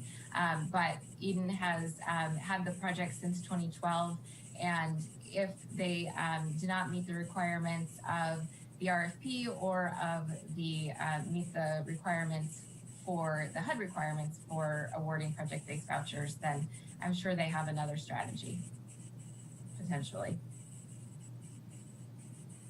Okay, thank you, Rebecca. Thank you. Is this a partial or total rehab? Meaning, could Del Nino potentially come back for another request for funding if this does not completely rehabilitate their property?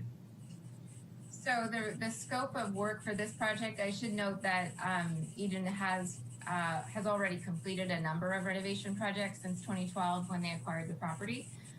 But the scope of work under this strategy would be new roofs, gutters, and eaves, replacement windows to decrease condensation and increase energy efficiency.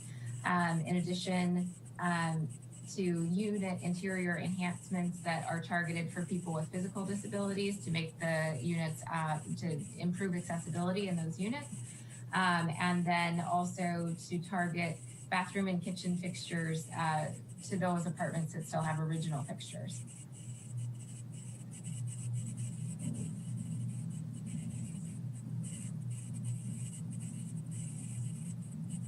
Thank you. Sure. Any other questions? Okay, so next slide, please. So the final project recommended for funding is the Linda Tunis Senior Apartments.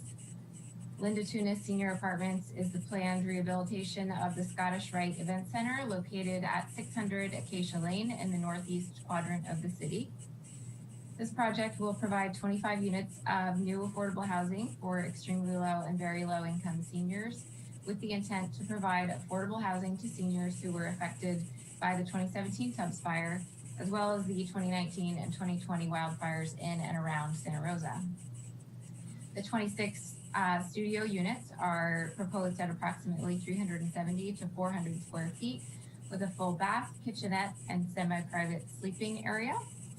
And this property is adjacent to a larger Acacia Lane Senior Apartments, which is also operated by the same developer, by PEP Housing. And so residents at Linda Tunis would have access to the amenities at Acacia Lane, as well as have access to their own amenities at the Linda Tunis property. The site is located 1.1 miles from a major grocery store and within 1.2 miles from large city park, Howard Park. The project provides needed affordable housing for extremely low and very low income seniors in the northeast quadrant in a service-rich area. Construction on this project is anticipated to start by August of 2021 and be completed in March of 2022. And this is another project that did receive a previous allocation of 8 vouchers. And this allocation that we're recommending of 5 project-based vouchers would bring the total number of PBV units, project-based voucher units, to 13 out of 26 in the project. So this Linda Tunis Senior Apartments is being recommended for 5 project-based vouchers.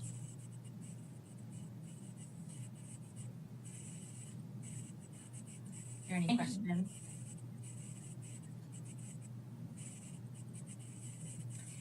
So next slide, please. So by way of review for the commissioners and for the benefit of the public, this is a review of the existing active project-based voucher sites. So currently, the City of Santa Rosa Housing Authority has in its portfolio the following sites. We have units at the Rosenberg Building, which is located in Northeast Santa Rosa. It's right downtown. That's a special needs development.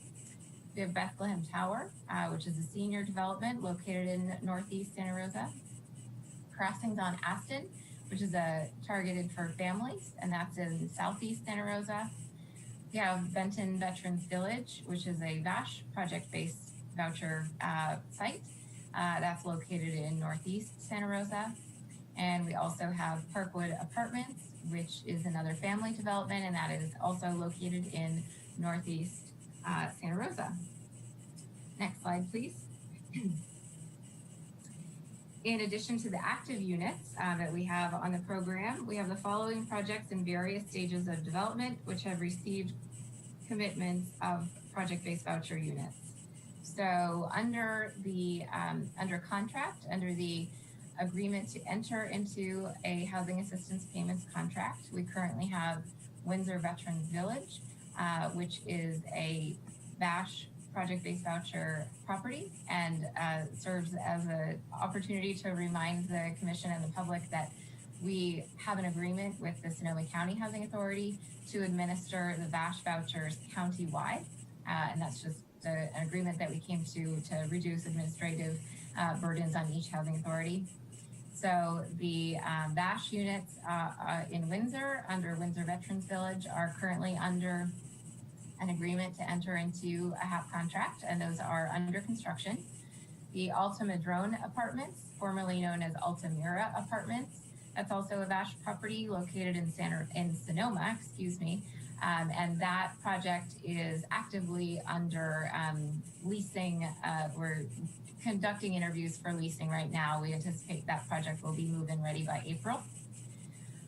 Sage Commons is another special needs project that's going to be located in Northwest Santa Rosa. That's dedicated for homeless. And River City Senior Apartments is another VASH site that's located in Petaluma. And in earlier stages of contract, these are commitments that we've made by way of letter, by way of resolution, but have not yet entered into an agreement to enter into a HAP contract. And that is Caritas Homes, which is a special needs development located in downtown Santa Rosa, and Heritage Park, which is a smaller VASH development located in Windsor. Next slide, please. So this is a summary of what the entire Santa Rosa Housing Authority project-based voucher portfolio will include if we incorporate today's recommendations. If all 80 project-based vouchers are committed, we will have 371 project-based voucher units, representing 20% of our total budget authority, which is the regulatory maximum when projects do not meet exceptions for special populations. We would have a total of 16 sites with units for families, households with special needs, such as homeless, HUD VASH units, and units for seniors. Next slide, please.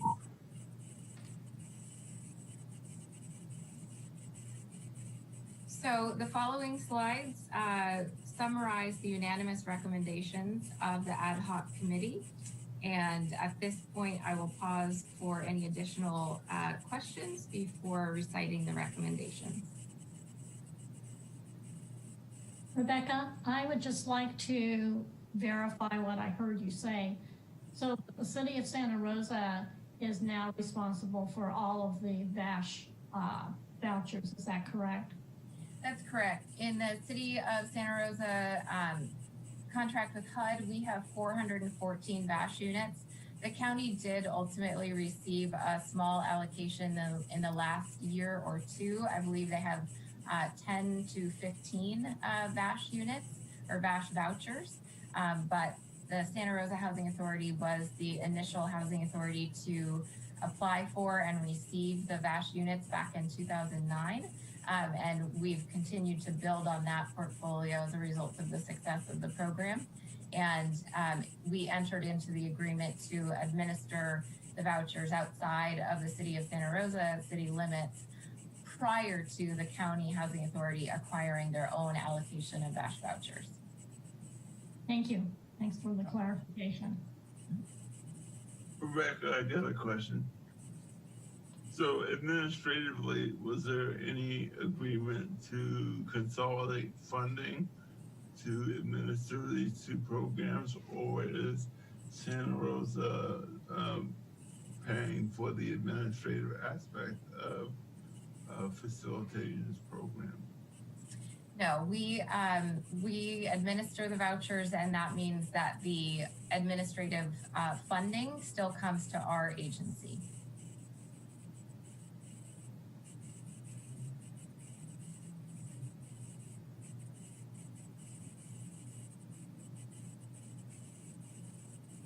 Any more comments from commissioners?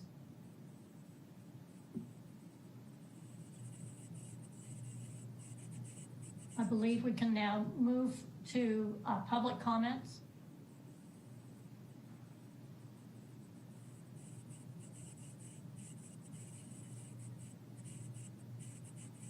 Rebecca, just to clarify, did you have a couple more slides to go through? I do, just the recommendation. So should I read the recommendation first, or should we have public comment first?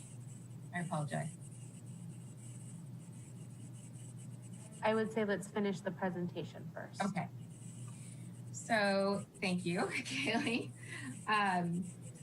So it is recommended by the Housing Authority Project-Based Voucher Request for Proposal Ad Hoc Committee and the Department of Housing and Community Services that the Housing Authority, by resolutions, similar to the CDBG-DR structure of recommendations, approve a conditional commitments of 30 vouchers to BRJE Phase 1 Housing Partners LP, Related California, for 3575 Mendocino Avenue Phase 1, located at 3575 Mendocino Avenue. 4 vouchers to WSA Burbank Housing Partners 1 LP, Waterstone Residential, for Burbank Avenue Apartments, located at 1780 Burbank Avenue. 33 vouchers to the Cannery at Railroad Square LP, for the Cannery at Railroad Square, located at 3 West 3rd Street and 60 West 6th Street. 8 vouchers to Eden Housing Development Incorporated for Del Nido Apartments, located at 850 Russell Avenue. And finally, 5 vouchers to Petaluma Ecumenical Properties, DBA Pep Housing, for Linda Tunis Senior Apartments, located at 600 Acacia Lane. And that concludes my presentation. Thank you. Thank you, Rebecca. Do we have public comments? We're ready for public comments. Yes, we do. Let me just get the slide up. One moment, please. Thank you, Kelly.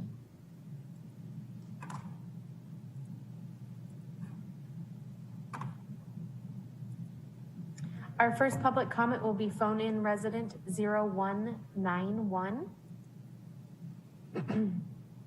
I have enabled your speaking permissions. Good afternoon again, Commissioner staff. This is Don Lusty from the John Stewart Company. And I want to reiterate our sincere appreciation for the city's support of the Cannery project and thank the ad hoc committee and the staff for all of their time spent analyzing and reviewing these applications submitted for this RFP. In addition to strengthening our February tax credit and bond application, these vouchers will allow us to serve 33 very low income, formerly homeless families, and we're really excited to get this project started. Thank you again. Thank you. Vice Chair Test, I see no further hands raised, and we received no email public comment on this item. Thank you. So as with the previous item on our agenda, we will take separate motions for each of these 5 projects that we just discussed. So is there a motion? Vice Chair Test, if I may, I'd like to make a motion to approve resolution of the Housing Authority of the City of Santa Rosa. If I may, I apologize, Commissioner Burke, if I may through the chair. So I was just informed that there may be a typo in one of the resolutions, and probably the best practice would be to just correct it right now. I'm not sure if Rebecca can speak to that or if Megan is still on, if she can address it. I am still on. And I believe the typo, sorry, was in the CDBG DR for Linda Tunis, and I'm not sure if it carries over to the project-based voucher resolution. And it's a simple typo with the address number being referenced as 625, and it should be 600 Acacia Lane. So we just wanted to bring that to your attention before the meeting concludes. So that was a previous motion that's been approved. So how do we proceed to, well, yeah, how do we proceed? So should we proceed to correct that one first, or? I think that's an inadvertent error. I didn't realize exactly what the correction was. So Megan, so that was in 14.1. Yes. I don't think you need to have another vote on that. But if we can correct it for 14.2, let's just do that. 14.2. Perhaps the other one gets picked up in the minutes as a correction that Housing Authority could accept in the next series of minutes. I think that'd be appropriate. Thank you. Thank you. Chair Burke, were you willing to proceed? I am, and so when we get to, well, I'll just go through there. So a motion to approve resolution of the Housing Authority of the City of Santa Rosa allocating 30 project-based housing vouchers for 3575 Mendocino Avenue, Phase 1, awarding the BRJE Phase 1 Housing Partners, LP under a 20-year project-based housing assistance payments HAP contract. Thank you, Chair. Commissioner, do we have a second for that motion? I guess I'll do it the same way we go ahead. Go ahead. I'll second it. Thank you, Commissioner Downey. Okay, then we'll do a roll call vote in regard to this resolution. We'll start with Commissioner Burke. Aye. And then Commissioner Downey. Aye. Commissioner Olson. Aye. And Vice Chair Test. Aye. Okay, the motion passes with 4 ayes, no nays, and Chair Owen abstaining. Thank you.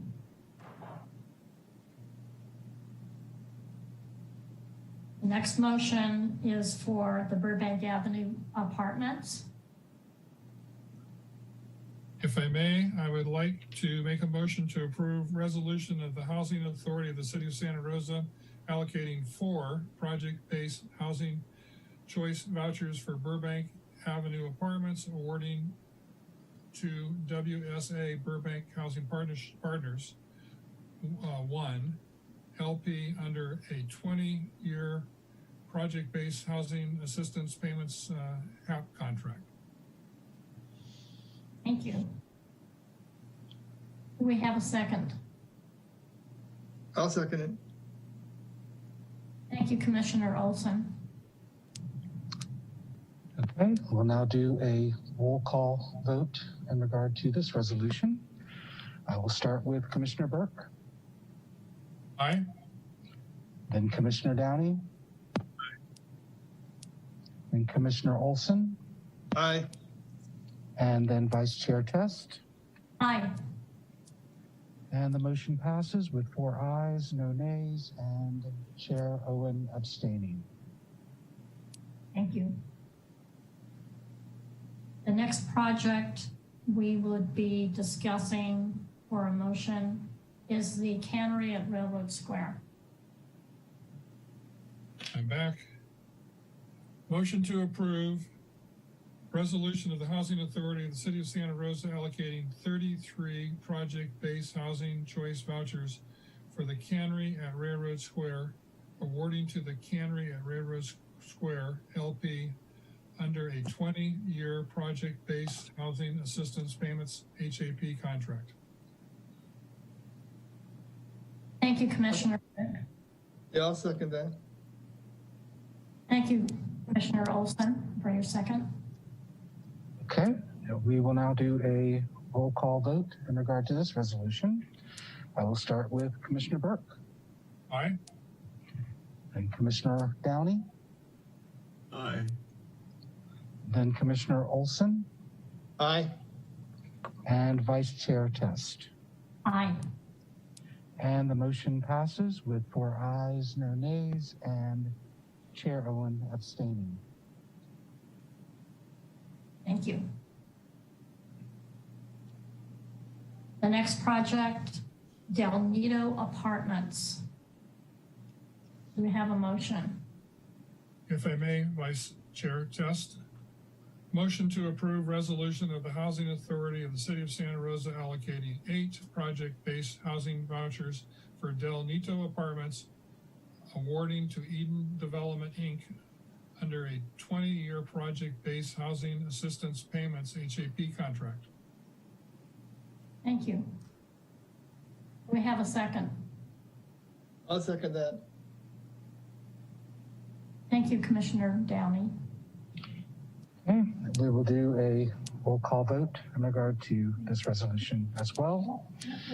Excuse me, was the second by Commissioner Downey or Commissioner Olson? Commissioner Olson. Yes. Oh, thank you. Well, thank you, Olson. Okay, continue with the vote. I will start with Commissioner Burke. Aye. Then Commissioner Downey. Aye. Commissioner Olson. Aye. And then Vice Chair Test. Aye. That motion passes with 4 ayes, no nays, and Chair Owen abstaining. Thank you. The final project is the Linda Tunis Senior Apartments.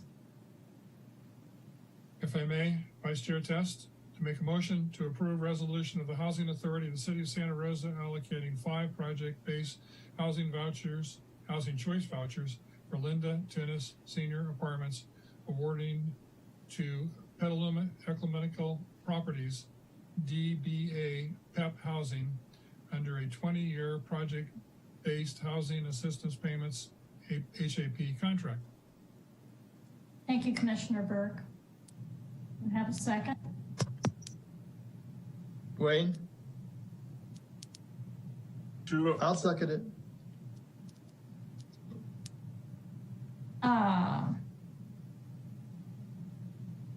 Commissioner Downey, did you second that? I think Commissioner Olson got it before I did. Okay, looked like a draw there. Okay. I'm sorry, Wayne. I'm sorry. It's okay. We will now do a roll call vote in regard to this resolution. We'll start with Commissioner Burke. Aye. Commissioner Downey. Aye. Commissioner Olson. Aye. And Vice Chair Test. Aye. And that motion passes as well with 4 ayes, no nays, and Chair Owen abstaining. Thank you. Well, we're on our last item, which is adjournment. And I want to thank everybody, especially the staff, who put so many hours, grueling hours, I'm sure, over weekends that were normally personal weekends, to be able to put together all of these projects and so succinctly and so expeditiously. Thank you so much. Thank you, Vice Chair Test. I just want you to know we've developed these recommendations with a lot of thought and analysis, and knowing that we can't please all the applicants. So we appreciate your support and your thoughtful questions during today's hearing. Yes, thank you, Megan. And I don't only add that thanks to all the applicants for their hard work that they put together and the hard work that they have before them in dealing with this. And Nicole, I don't envy your work, and Megan's too, I'm sure, and others, to put together reformat the applications to submit to HCD in a few days. Good luck. And Nicole, it's glad to see you back. Thanks, Commissioner Olson. It's glad to be back. Well, thank you, everyone. Thank you, commissioners.